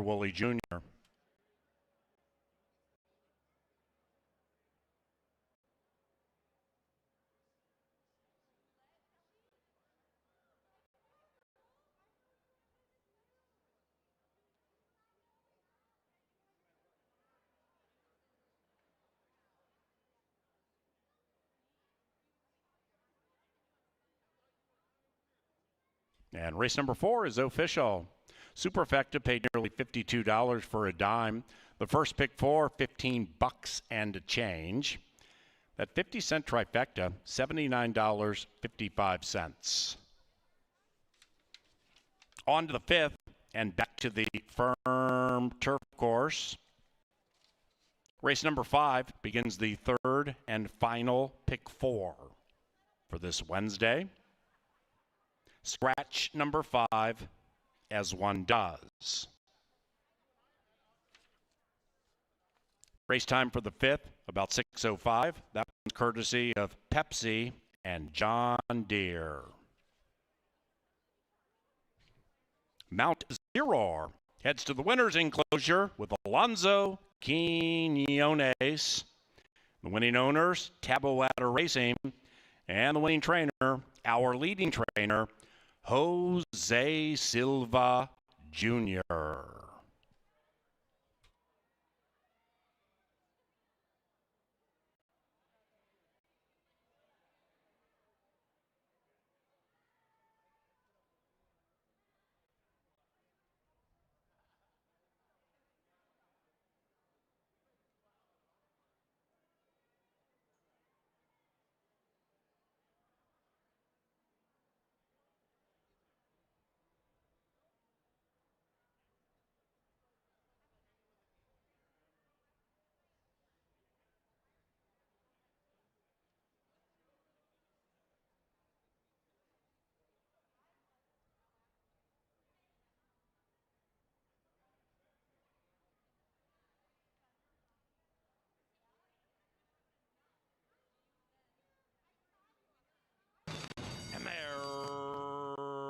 racing. Field sent on this 7-furlong journey. Tough beginning for Palace Kitten, who had to pinch back to last.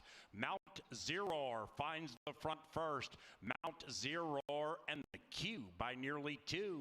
After that, Super Wise, the veteran, was sneaking up but has been passed by Catholic Guilt. And as they link up with the course proper, the leader still is Mount Zeror. Then we come to Stop and Tray, about 3 lengths from the lead, and to the inside of Ultimate. The 6-5 favorite is wide, but definitely in touch with the field. To the outside of Super Wise, and between them a recovering Palace Kitten on the move. The one in last is Ship It Red, but only 7 lengths from front to back, and they're still chasing Mount Zeror. Mount Zeror from Catholic Guilt trying to exit the purgatory of second. Then we come to Stop and Tray. That one's on the move. Outside of that, Ultimate shoved on 4 wide, but in the thick of it, Super Wise is 5 lengths from the lead, and right behind Catholic Guilt, and here they come. Stop and Tray with Constantino Roman trying to pass Mount Zeror. Mount Zeror the inside. Stop and Tray to the outside. These two are locked in battle as they duel down to the wire. Mount Zeror refuses to let that 5 climb to the top of the mountain and wins.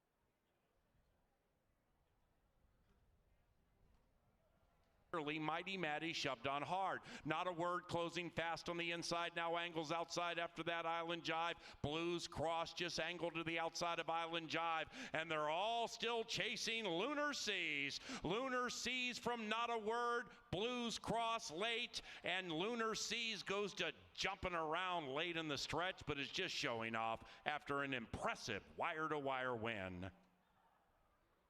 Spirits in third, Heavenly Bear, despite the awkward start, running on rather quickly to the outside. Red Volta, 0 for 16, trying to make tonight the night. Inside Distorted Louvre, outside Heavenly Bear, 3 lengths in arrears with 75 to go. Red Volta, a lunging Heavenly Bear, too late. Tonight is the night for Red Volta. Just lost about 2 lengths and is 5 from the front, which belongs to Call 'em All at 13 to 1 on the unpredictable Canterbury lawn. Factor that re-engaging. So is Birdie Be Gone. Birdie Be Gone, the white one on the outside, runs by the top 2 and wins. Birdie Be Gone has won 2 in a row. Is 5 lengths from the lead and right behind Catholic Guilt, and here they come. Stop and Trey with Constantino Roman trying to pass Mount Zeror. Mount Zeror the inside. Stop and Trey to the outside. These two are locked in battle as they duel down to the wire. Mount Zeror refuses to let that 5 climb to the top of the mountain and wins.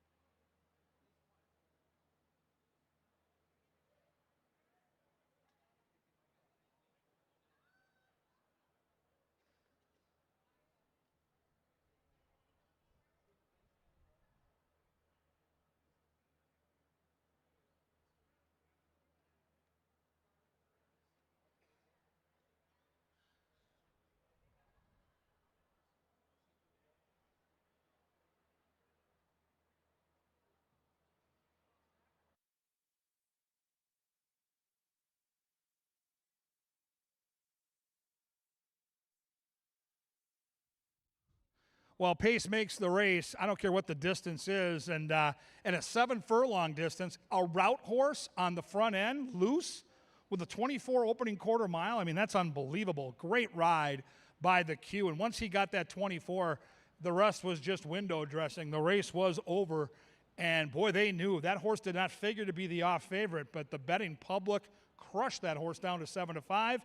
Pick 5, like the early pick 4, starts out a little chalky. Let's see if we can find some value. I have talked about turf racing all summer as being the best place to find upsets. The average mutual price on our turf at around 6 or 7 to 1 for the balance of the season. So I am going to go price shopping here, no doubt about it. We'll handicap together. We'll start with this guy right here, number 1, Mr. Insensitive. Daler Barrios Lopez looking for a riding double. Horse saves ground inside, has big closing kick, and the pace should be honest enough. Good-looking gray up on the board at 9 to 1.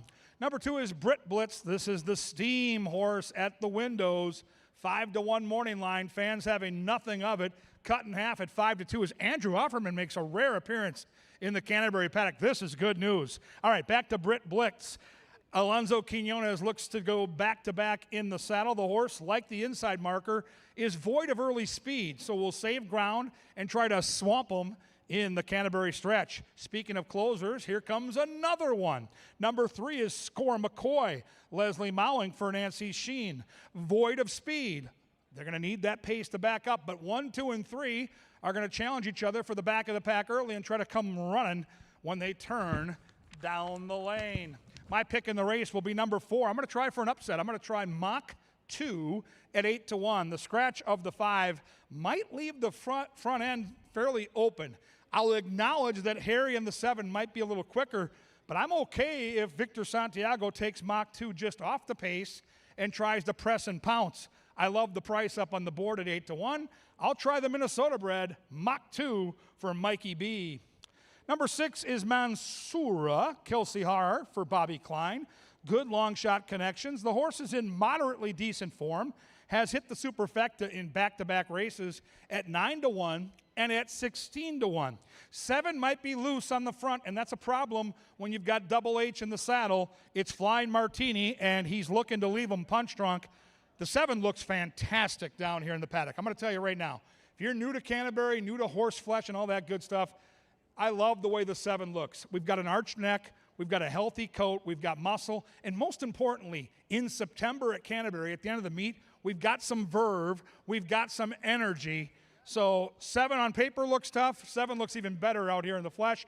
I still like the 4 on top, but I'll acknowledge Flying Martini is going to be a handful if he runs to those looks. Outside, number 8 is Indy Freedom, Constantino Roman for Timmy Padilla. The Padilla barn has been awesome all season long. The horse has some early speed and can use that speed tactically from a tough post to the outside.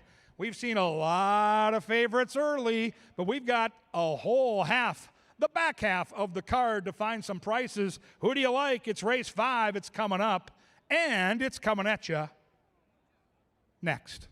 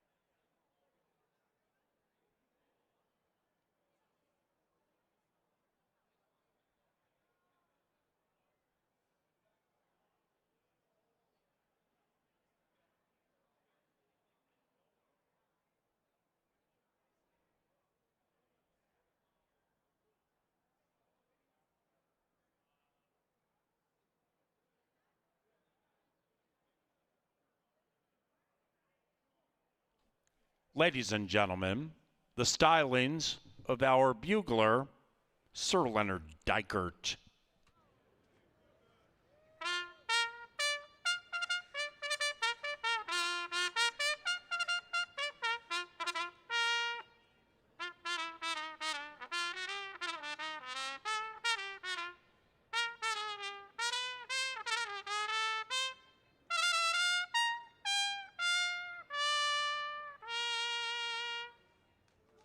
Thanks, buddy. Good job as usual.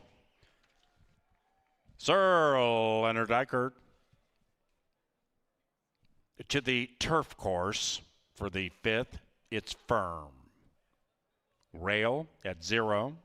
Scratch number 5 as one does. The 5th race begins the 50-cent pick 4 on the final 4 live races this evening. They head to the firm, unpredictable CBY turf course in 5 minutes.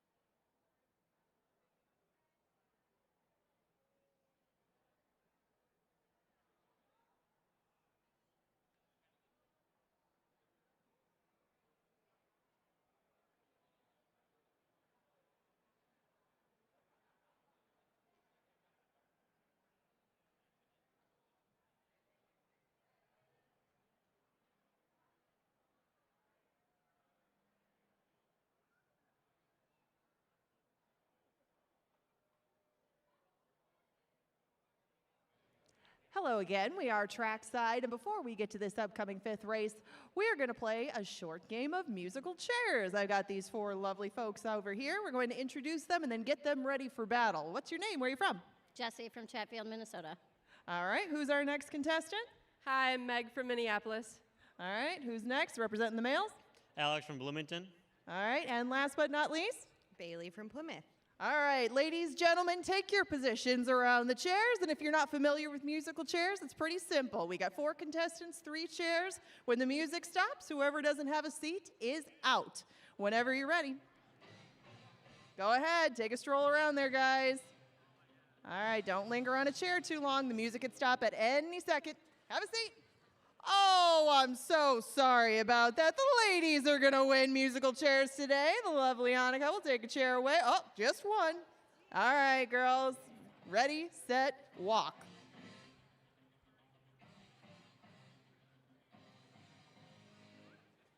Uh-oh. All right. We are down to 1. Whoever wins this gets $25 to TJ Hooligans. Make it count, ladies.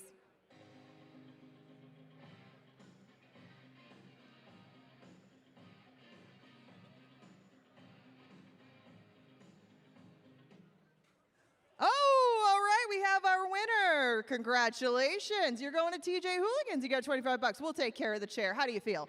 Great, thank you.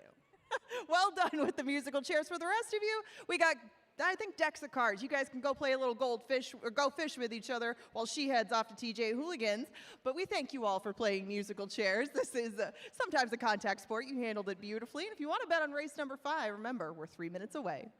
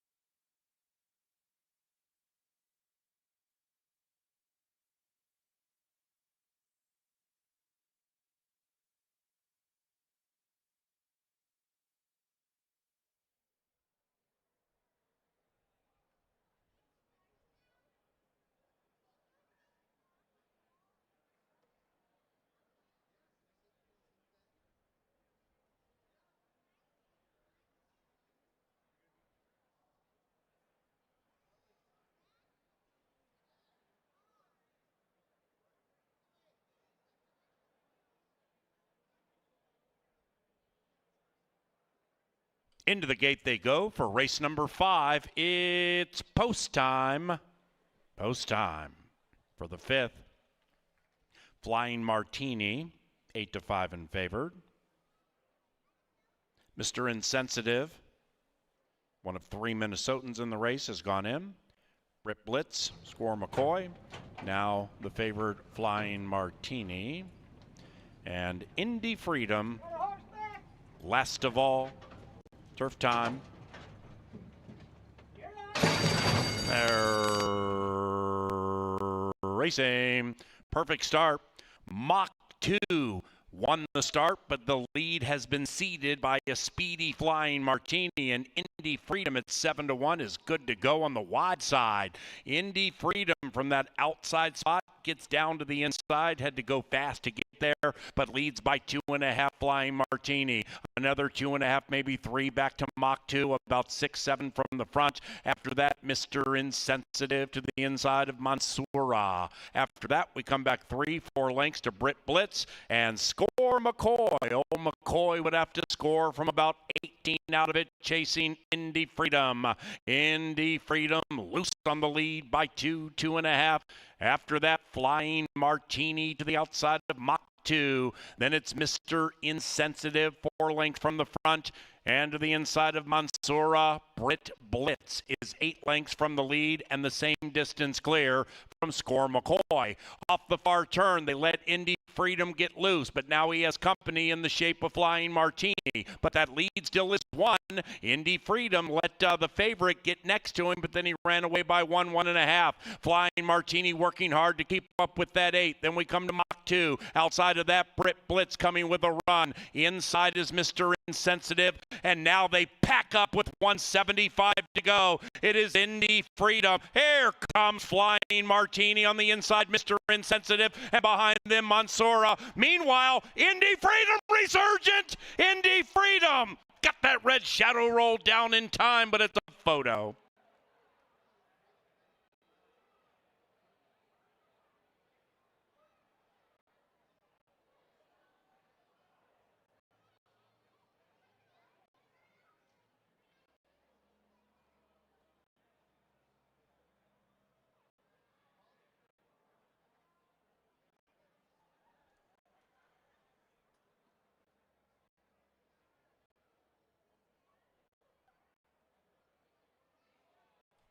Tight photo here between the outside 2. Hold them all.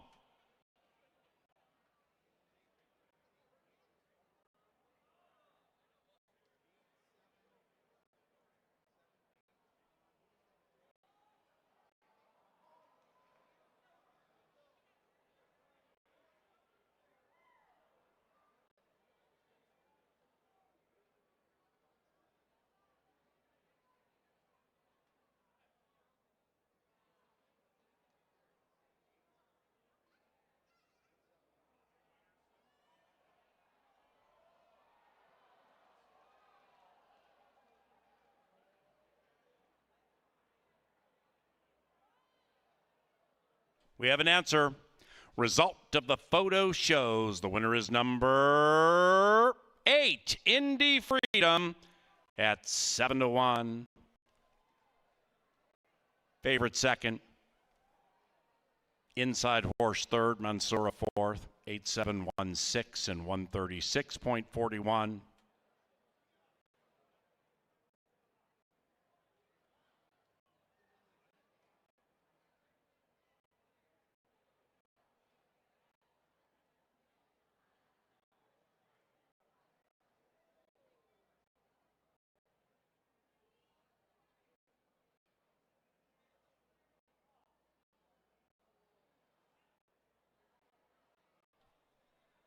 And the 5th race is official.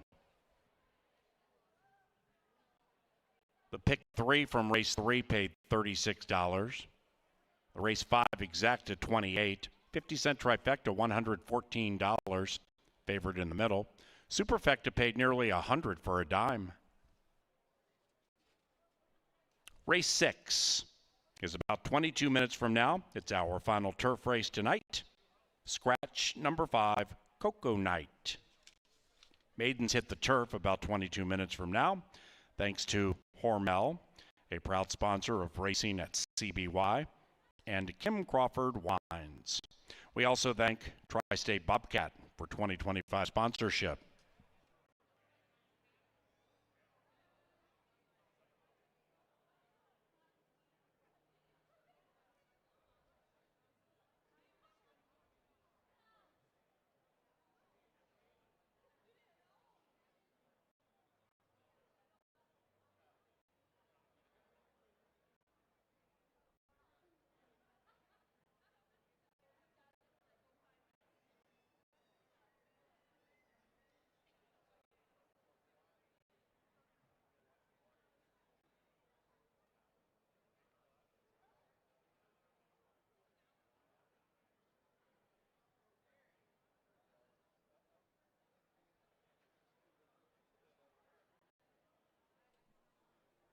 Welcome back to Canterbury, Andrew Offerman. Welcome back, brother. Good to see you, man.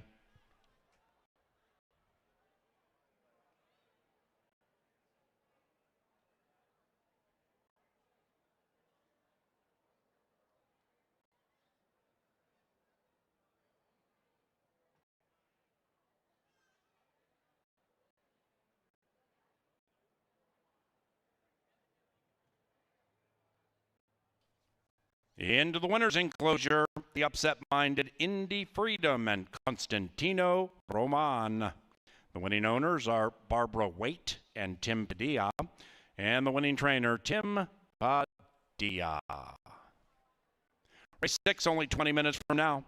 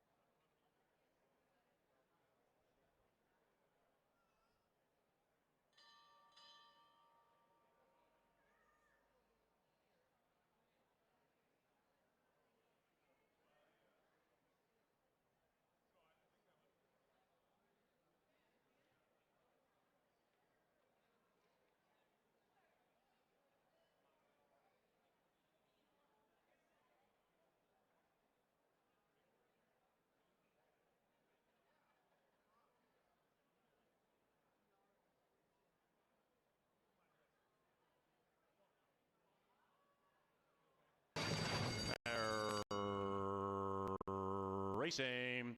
Perfect start.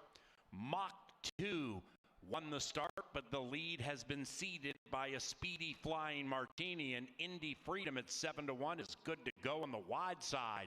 Indy Freedom from that outside spot gets down to the inside, had to go fast to get there, but leads by 2.5 Flying Martini. Another 2.5, maybe 3 back to Mach 2, about 6-7 from the front. After that, Mr. Insensitive to the inside of Mansoura. After that, we come back 3-4 lengths to Britt Blitz and Score McCoy. Old McCoy would have to score from about 18 out of it, chasing Indy Freedom.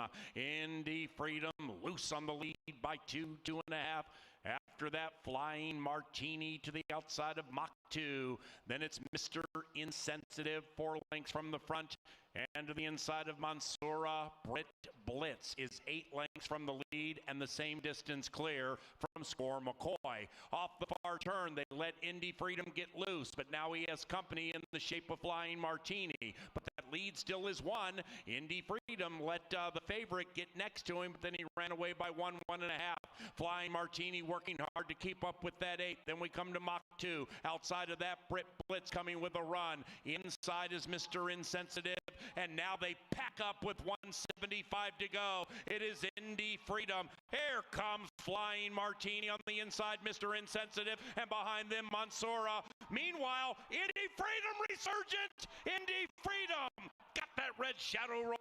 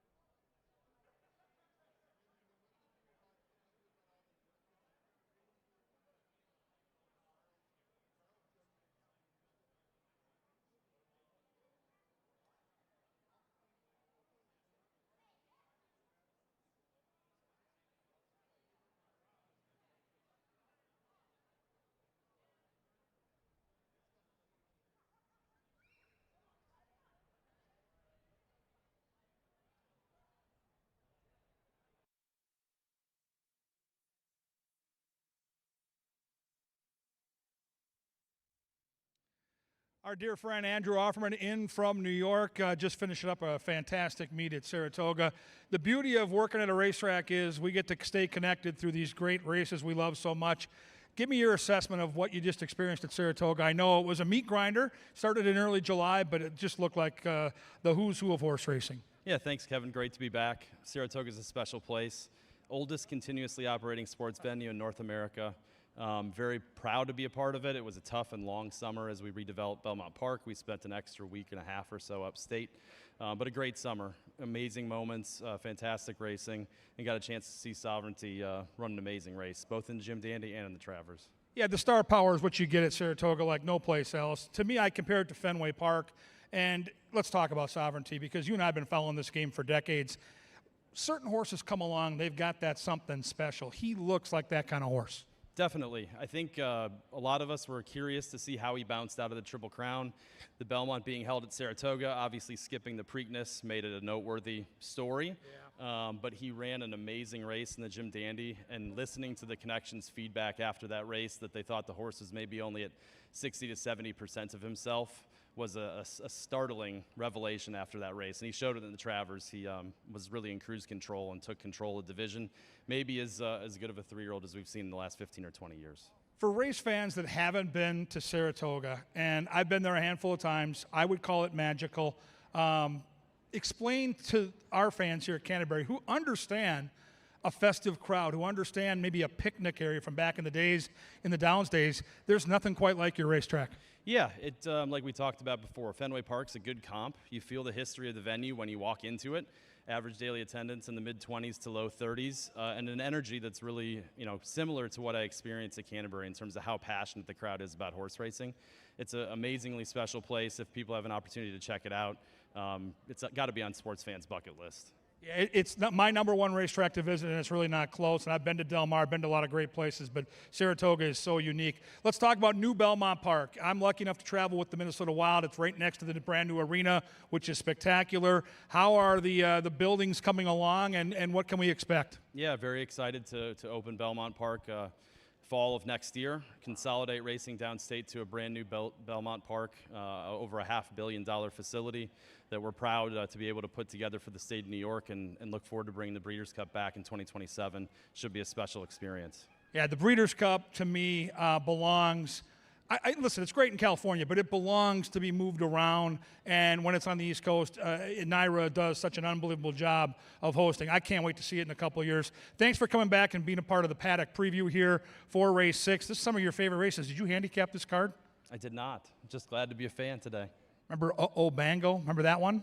All too well. All right, the offspring here is the 9. So I'm going to put you on the 9. I'm on the 7, but I'm not going to give you a 4 to 5 when you fly in from New York. We'll put you on that 7 to 2 shot. Andrew Offerman in from NYRA. Great to have him back. It's a family out here. We've all worked together for a long, long time.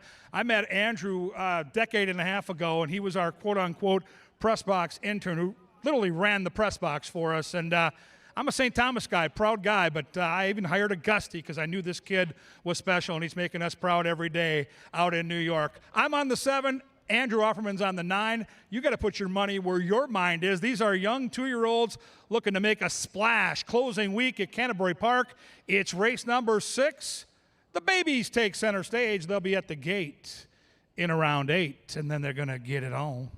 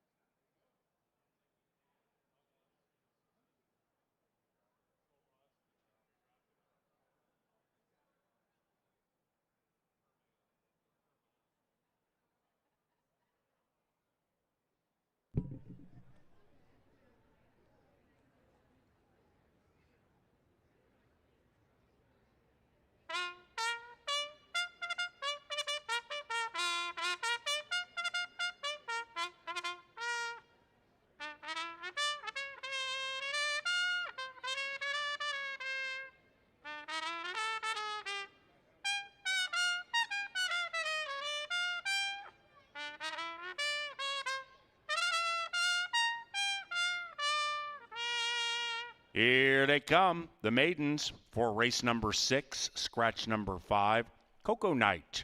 The 2-year-olds take off 5 minutes from now.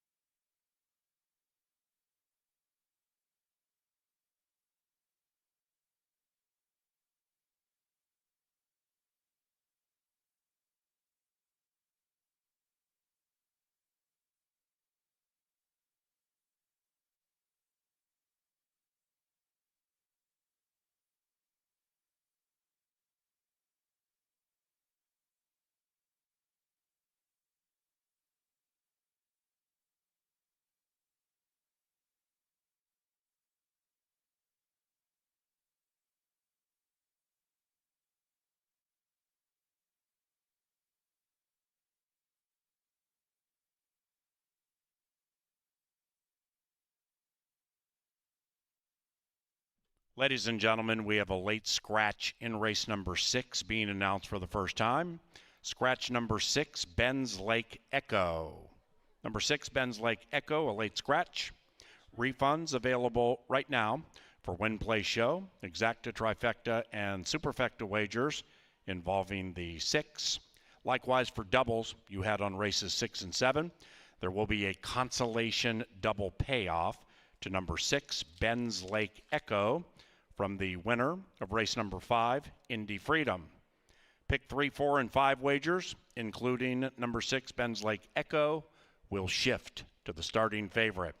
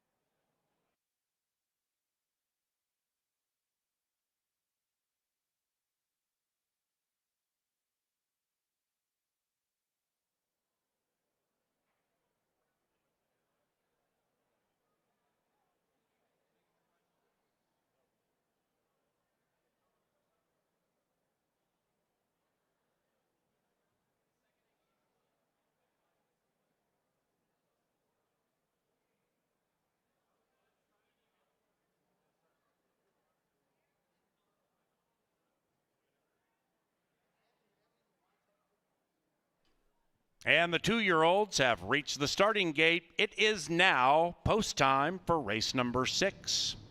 Beginning the final pick 3. We race tomorrow at 4 o'clock. And then closing day, Fan Appreciation Day, Saturday at 4. A bevy of festivities taking place on Saturday closing day. CanterburyPark.com to get information.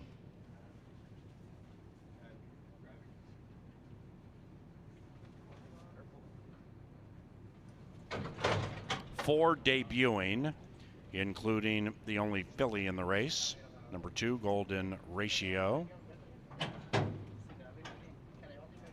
Keyman debuts, 6-5 and favored.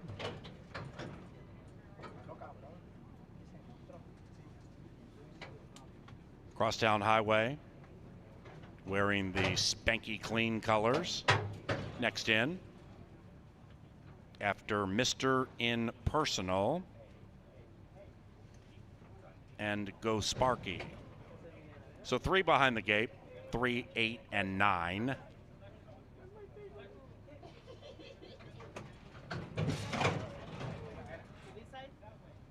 Mr. Impersonal in to back.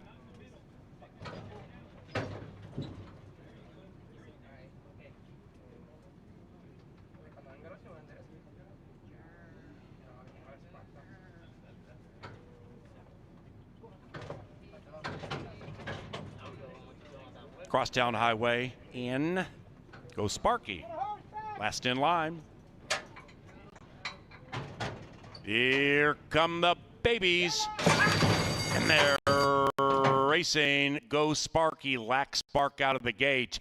Meanwhile, Gifted Valor has gifted early speed. The filly, Golden Ratios up and at him to the inside. Gifted Valor between them. Outside of that, Key Man good to go. And Key Man, the 6-5 favorite, is battling for the lead with a couple others. Outside of that, Go Sparky, last out of the gate, now 4th and 4 wide. Then we come back to Mr. Impersonal. 4 lengths from the lead, definitely in the thick of it. 2.5 lengths clear from Crosstown Highway. Way back in last is Wiles. Round about the quarter pole, and we have 3 astern around the turn. Inside the filly Golden Ratio. On the far outside is Keyman, and between them is Gifted Valor. Right behind them is Mr. Impersonal, full of run, nowhere to go. Meanwhile, here comes Go Sparky. 9 and 8 to the line together. Go Sparky, Mr. Impersonal. That's a tight one.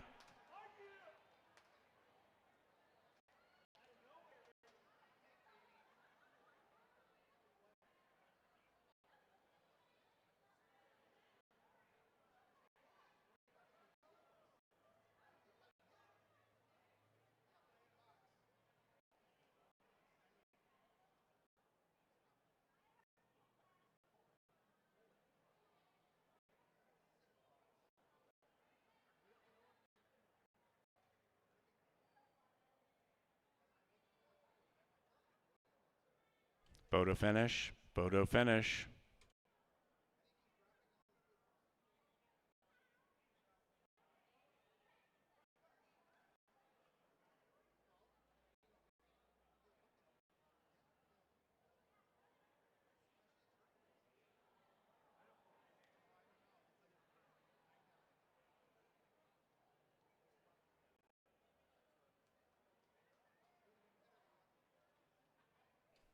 Result of the photo shows the winner is number 9. Go Sparky. 9847. It's unofficial.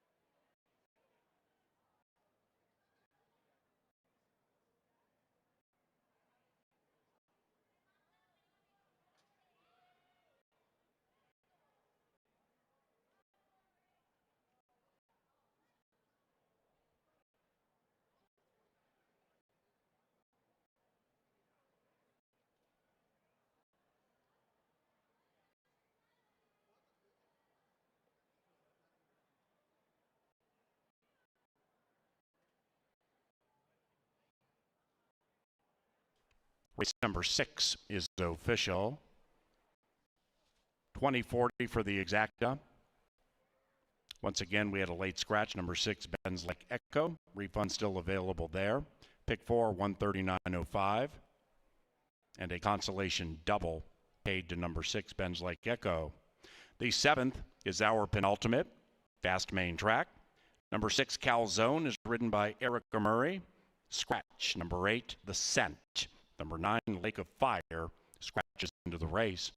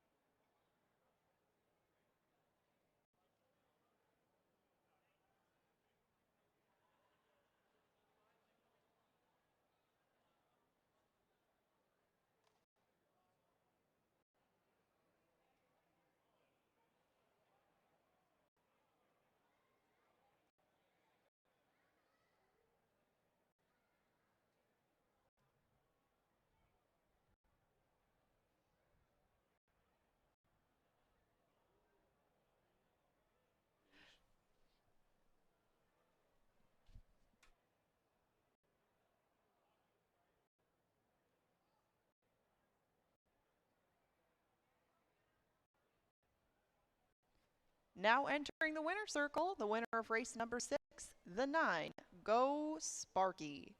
Go Sparky is a 2-year-old bay colt by Uh-Oh Bango out of Let the Girl Go by Rocky Barr. Owned by his breeder, Kevin Owens, and trained by Ryan Kenny. Go Sparky was ridden to victory by Carlo Lopez.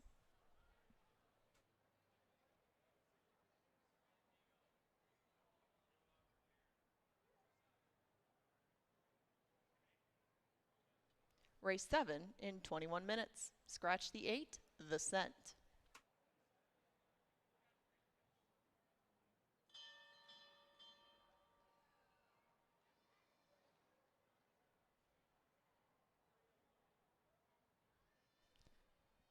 Winning trainer Ryan Kenny rings the bell. Thank you, Ryan.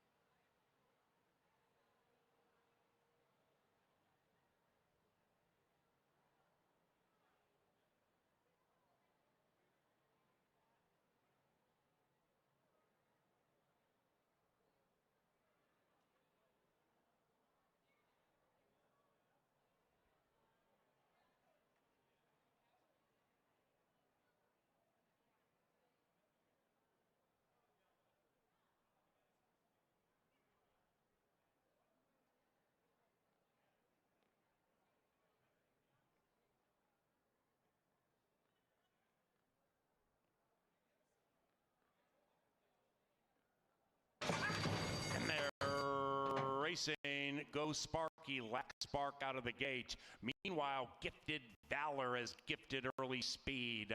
The filly, Golden Ratios up and at him to the inside. Gifted Valor between them. Outside of that, Key Man good to go. And Key Man, the 6-5 favorite, is battling for the lead with a couple others. Outside of that, Go Sparky, last out of the gate, now 4th and 4 wide. Then we come back to Mr. Impersonal, 4 lengths from the lead, definitely in the thick of it, 2.5 lengths clear from Crosstown Highway. Way back in last is Wiles, round about the quarter pole, and we have 3 astern around the turn. Inside the filly, Golden Ratio.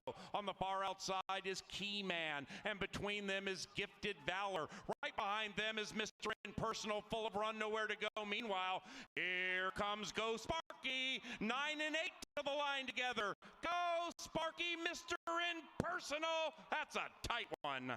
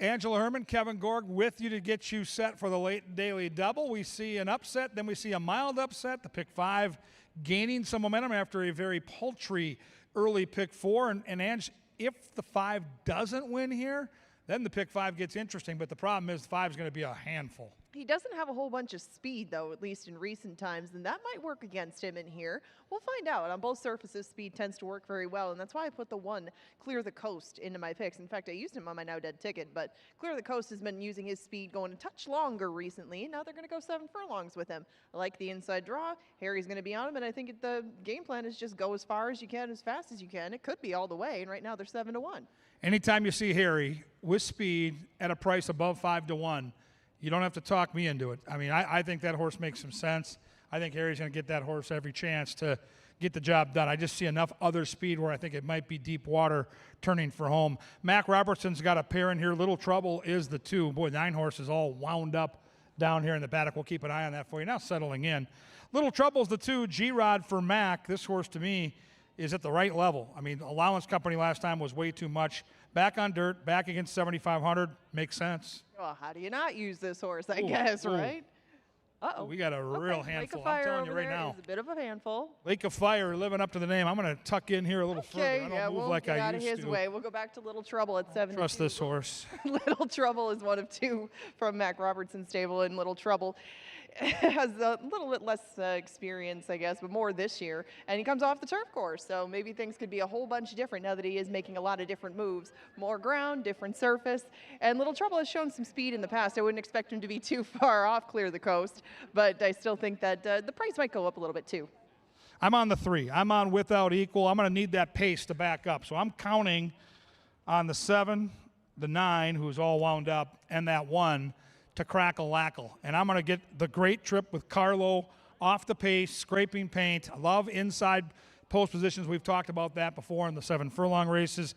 Without Equal is going to need some things to go his way, but if you go back to his last try at 7 furlongs on the dirt, that race probably good enough to win this one, so we'll see if he can do it again. Well, an 86 Chevy has come back to win since that time, pulled an upset the other night. We'll go to Aeromax, the 4, who has proven himself to be quite fond of 7 furlongs in recent times. And they gave him another run on the turf. It had been a long time since he had touched the grass, but it went just as, I guess, not to plan as the last one. So they move him back to what he's been doing best all season. Coming from just off the pace, I mean, Roman's having a good night. You get 9-1 on this horse. That's more than enough, I think, on a horse that at least you know can handle 7 furlongs and do it right here. He'll need to ramp up his game, but he loves the trip for sure. Ange, big producer as they leave the paddock, look fantastic. You're right, though. He's going to need some help up front. He'll be coming late. Yes, and Big Producer is making a big drop, too. This is coming out of allowance company and going back in for a tag. He's done it before, but it's usually been a much bigger price tag than this down at Oaklawn Park. I just think it's time. He's 4 years old. He's almost 5. He's only had 9 starts. They're looking for win 3. This is a great spot to get it. Calzone up against it on paper, in my opinion. 2 for 47, 0 for 12 at Canterbury. Against softer competition last time, couldn't keep up. But Erica Murray got a horse to run third earlier at a huge price at 7 furlongs. Leviathan Axe, blinkers on, the Q, your thoughts? I think this will be the main pressure to the rail horse on the front end, but they're so far away out of the gate. I wouldn't be surprised if the 1 slipped away from the 7. But now you also add in the outside horse who does have speed. Watch Lake of Fire on the track to see if he settles down a bit. Looks like he's a little bit better now that he's left the walking ring. Yeah, Kelsey got on, and it's almost like she put this horse in a trance beautifully. Now the horse is under control. Mouse is bullish on the 9. I like the outside speed. Horse is sharp right now, but will need to improve. Late double, 7 furlongs. Here they come. Who do you like? Put your money where your mind is. There are the handicappers. A lot of 5s up on that board. Good luck in this race, and don't forget, we're back tomorrow at 4 o'clock. We're back Saturday at 4 o'clock. Closing day, late daily double at Canterbury. Coming your way next.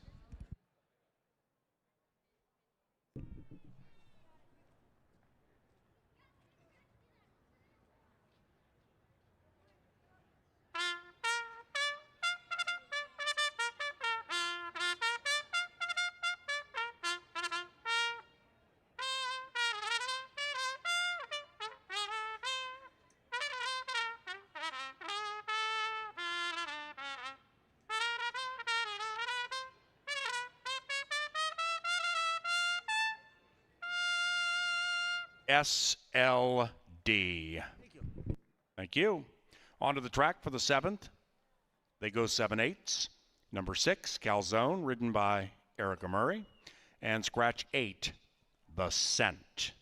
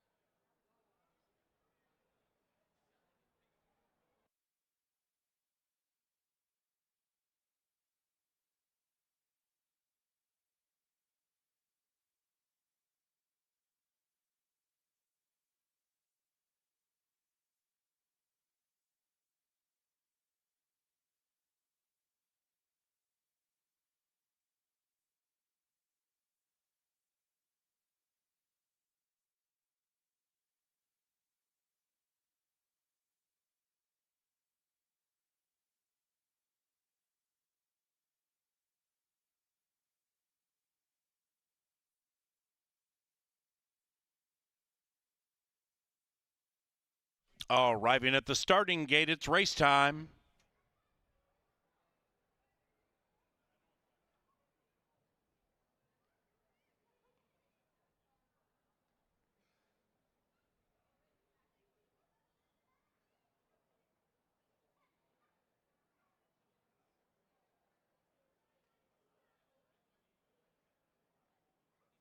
Big Producer in search of 2 in a row, 3-2. Lake of Fire's trying to win 3 in a row, scratched into the event, 7-1. Without Equal, 3.5 to 1. Little Trouble, 4.5 to 1. Angel, be a little quicker getting your snap off when you're getting up. And they move in line.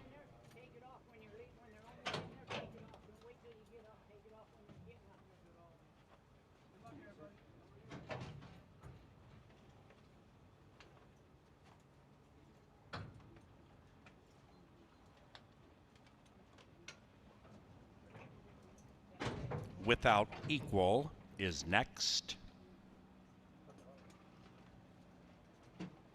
Aeromax. And the White Horse, Leviathan X.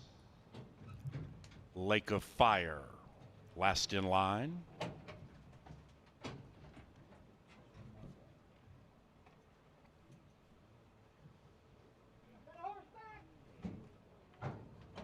All right. And they're racing. Everybody off fairly from the inside. Clear the Coast is looking to clear away and run away as they corner.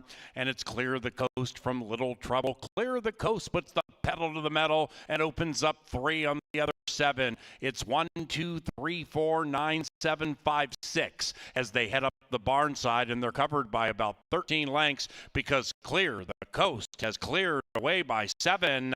Big Producer lay second. Then we come to Aeromax making some headway to the inside. Outside of that, Lake of Fire looking to win 3 in a row, and between them is Big Producer. Big Producer now about 8 lengths from the lead and overtaken by Leviathan Axe. Then we come back to Without Equal, and running on from behind is Calzone. They are approaching the top of the stretch, still chasing that 1. Clear the Coast and Harry Hernandez at 6-1. Clear the Coast leads it by a diminishing 1.5. In second, Leviathan Axe. Right behind the speed is Little Trouble, and said trio has gone far clear from Aeromax as they come charging down the Canterbury Park stretch, and the leading rider has stolen it on Clear the Coast. Harry Hernandez and Clear the Coast are going to take them gate to wire and do so effortlessly. Clear the Coast wins it by 7. Aeromax runs on for second, and Little Trouble showed up in third.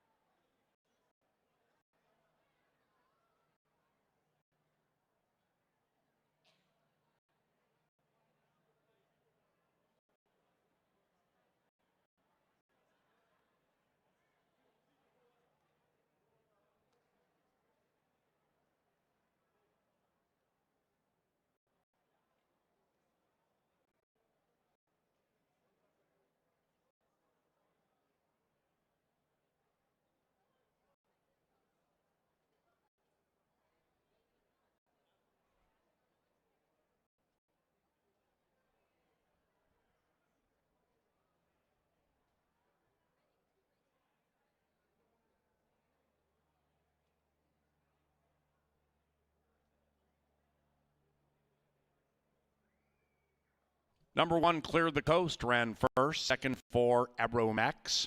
Third, 2, Little Trouble. And fourth, Leviathan Axe, 1427. Couple of claims in race number 7, 2 claims in race number 7. The third place finisher, Little Trouble, claimed for $7,500 by trainer Ruben Fuentes for Fuentes Racing. And there was a 3-way shake for number 5, Big Producer, winning that shake and claiming Big Producer for $7,500. Heath Lawrence for owner Rick Tappy. Little Trouble claimed Fuentes. Big Producer claimed Lawrence Tappy.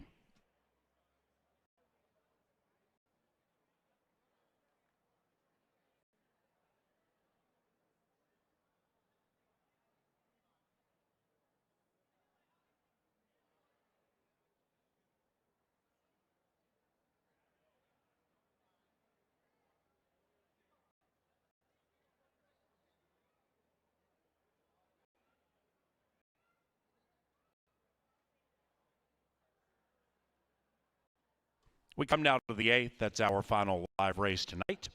Number 4, Rev Her Up, picked up by Kelsey Haar. Post time for the lucky last, 21 minutes from now. In the winner's enclosure, Clear the Coast. 2 wins tonight for jockey Harry Hernandez. The winning owner and trainer, Benny Woolley Jr.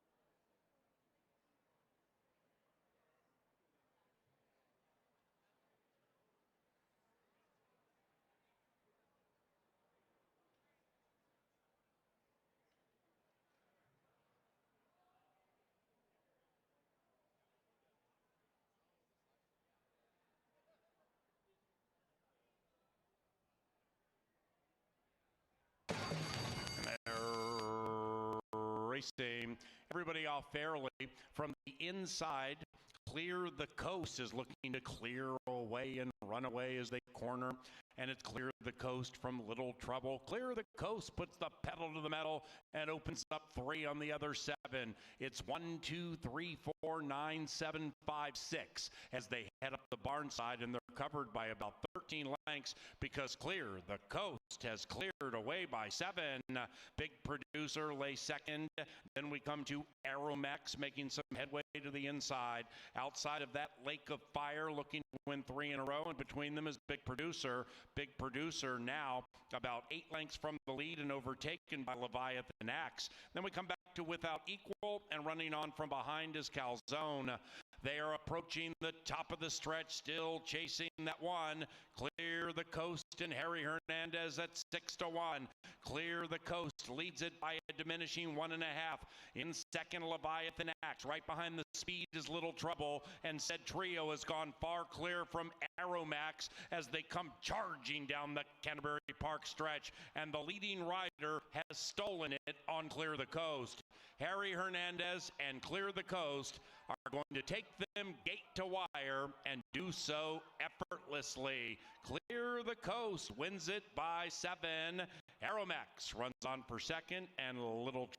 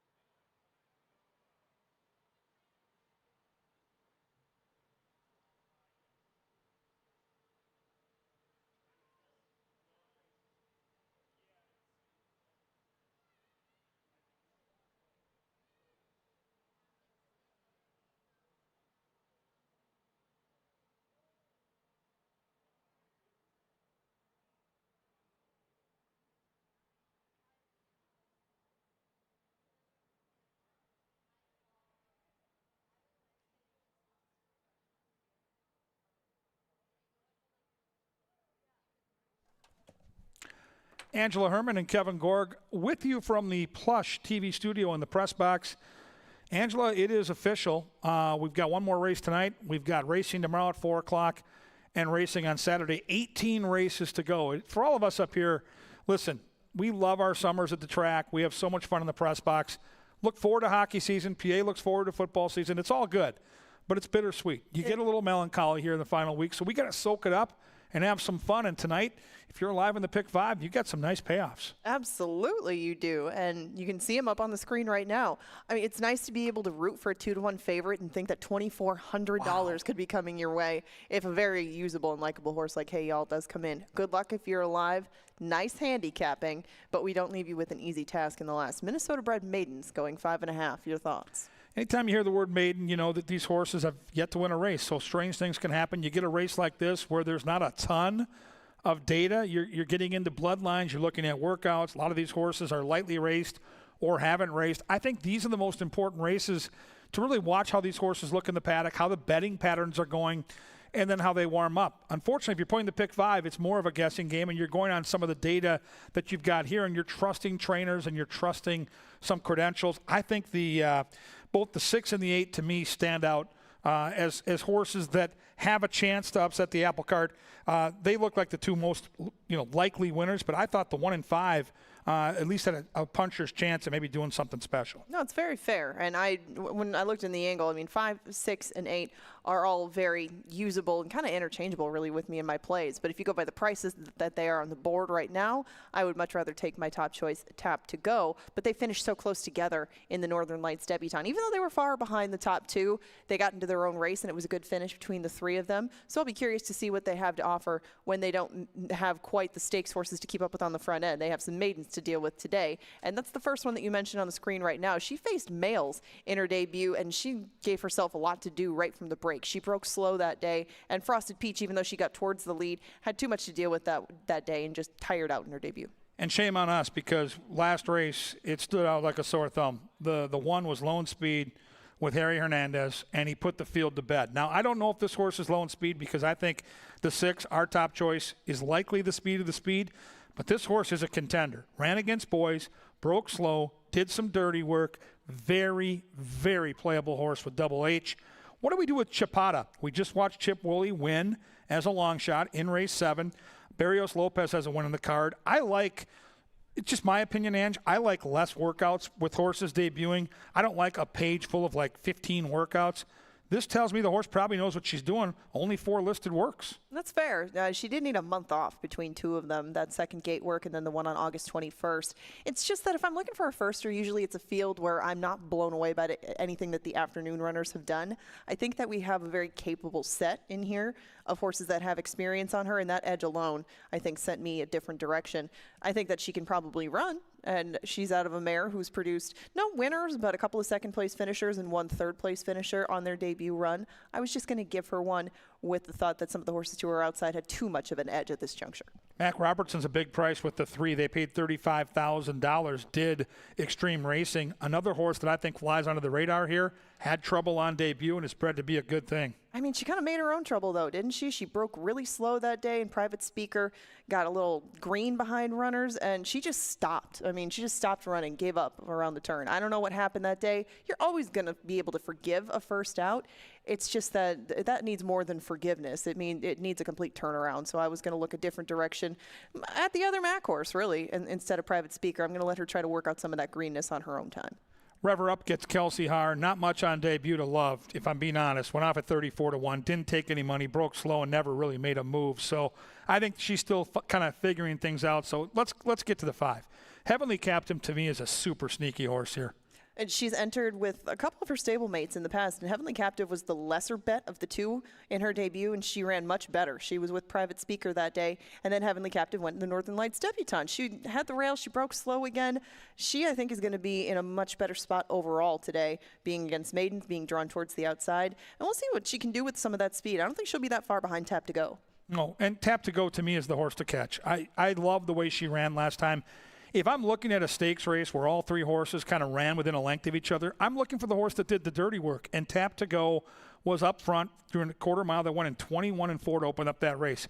If she can duplicate that effort, I'll trust the Q to get loose, and I'll trust Tap to Go to graduate today. And I think that she learned a little bit last time, too. She had to sit behind a couple of runners up front, and Tap to Go still worked herself into the race very nicely. She has 4 starts. Some of these are making their debut. Some only have 1. There's just a lot to like about her, and I'm a little surprised she's 5-1.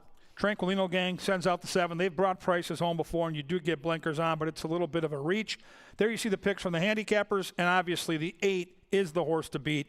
Hey, y'all. Should get a great outside attack trip, Ange. Yeah, and she can run, definitely. She won that little private 3-horse race between the 3 of these at the end of it. She gets the outside running. There is an awful lot to like about her. She nearly got the job done at first asking, but still, hey, y'all, I thought was just going to be a price I wouldn't want to bet. That's all. If she wins, I won't be surprised at all. I just thought that there were some nice fillies who would be at nice prices, so I just leaned that way a bit. Minnesota-bred girls traveling 5.5 furlongs looking for their first career win. Good luck with your wagers. Good luck if you're alive in the pick 4 or the pick 5. We're back tomorrow with a 4 o'clock first post on the penultimate day of racing for the 2025.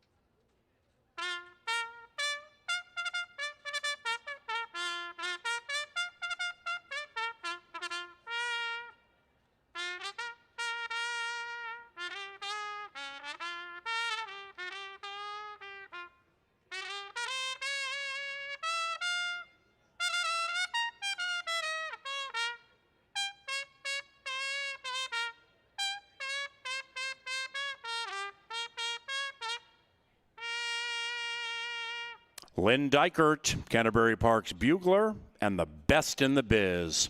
See you tomorrow, Lynn. Thank you. Walking onto the track for the 8th. We're about 5 minutes from it. Number 4, Rev Her Up, is ridden by Kelsey Haar.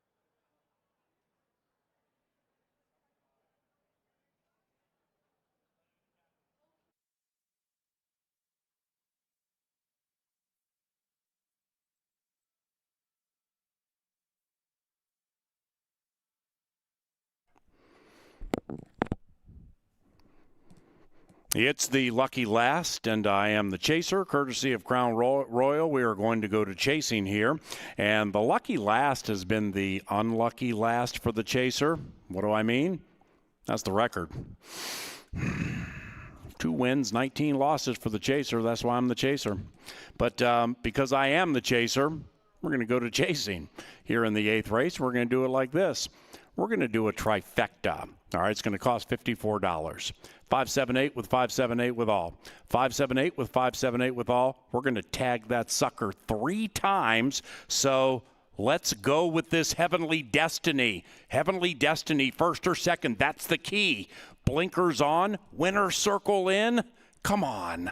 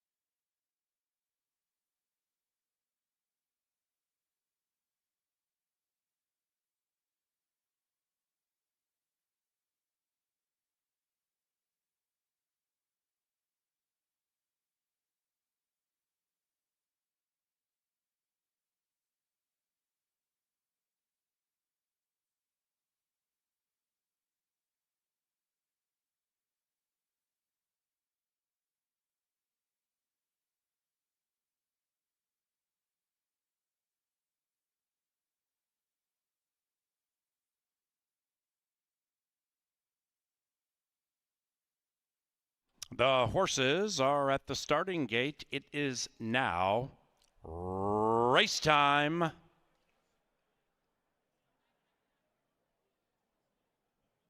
Some potentially big pick 5 payoffs at stake here. Good luck if you're looking to sweep. Hey, y'all. 6-5 in favored. Chipada, the only firster in the race, moving in 14-1. Joined by Heavenly Captive. Frosted Peach has gone in 4.5-1. Harry looking for 3 of 8. River Up. Heavenly Destiny 16-1. Private Speaker, the next Minnesotan after Chipada. Tap to Go now 3-1. 3 behind the gate. Private Speaker in. Now Rever Up and Hey Y'all.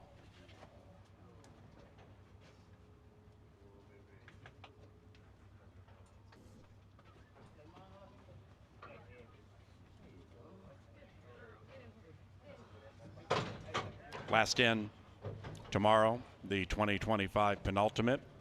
Closing day, Saturday, 4 o'clock, Fan Appreciation Day. Hey, y'all. Walks in, 8 in the gate, race 8. They're racing all off squarely, and Frosted Peach looks to put a chill over the field at 13-1. Frosted Peach pops nicely, opens up a length and a half. Tap to Go is next, and we come to Heavenly Destiny in third. To the inside of Hey Y'all. Then it's Private Speaker advancing to the inside of the firster, Chipada. Heavenly Captive is next, about 7 lengths from the front, far clear from Rever Up. And off the far turn they go. They're chasing Frosted Peach. Frosted Peach a little less than 1. Hey Y'all is making a 3-wide move, and it's bold. Hey Y'all at 4-5 is attempting to gallop to the lead. Inside of that, Tap to Go. Frosted Peach is withering. Outside of that, Heavenly Destiny, and then we come to Private Speaker. Hey Y'all takes a narrow lead from Tap to Go, who is resurgent to the inside. It is Tap to Go to the inside. Hey Y'all to the outside. Tap to Go is too good. Tap to Go to the winner's circle.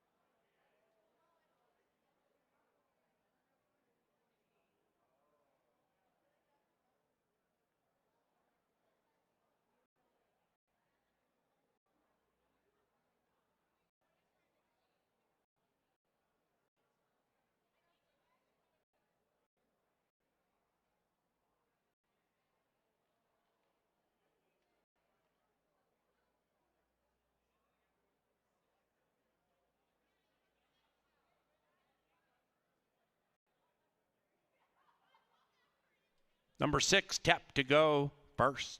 Second, 8, Hey Y'all. 106.28, the final time. It is 6-8-3-5.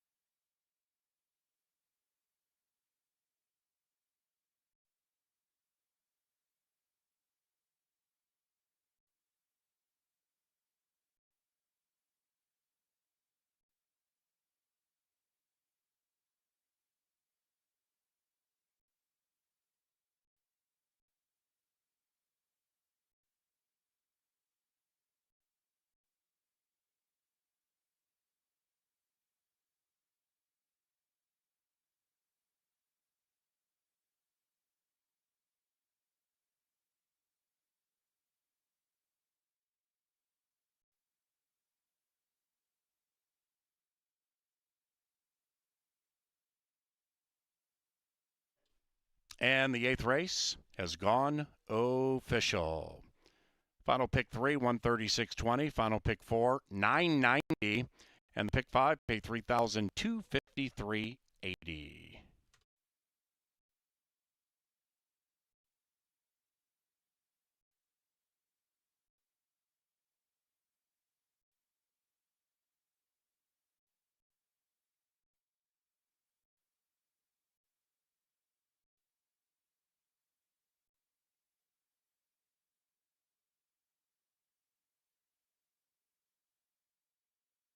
Into the winner's circle, the victorious Tap to Go. And Alonzo Quinones.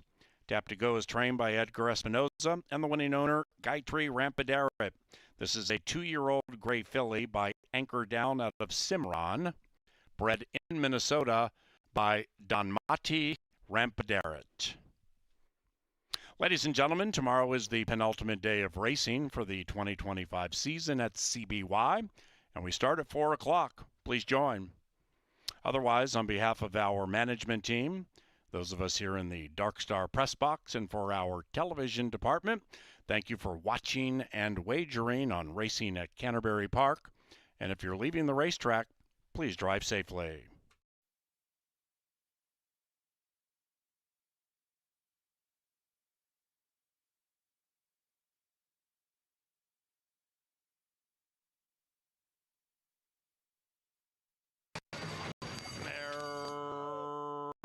Racing all off squarely, and Frosted Peach looks to put a chill over the field at 13-1. Frosted Peach pops nicely, opens up a length and a half. Tap to Go is next. Then we come to Heavenly Destiny in third, to the inside of Hey Y'all. Then it's Private Speaker advancing to the inside of the first Chipada.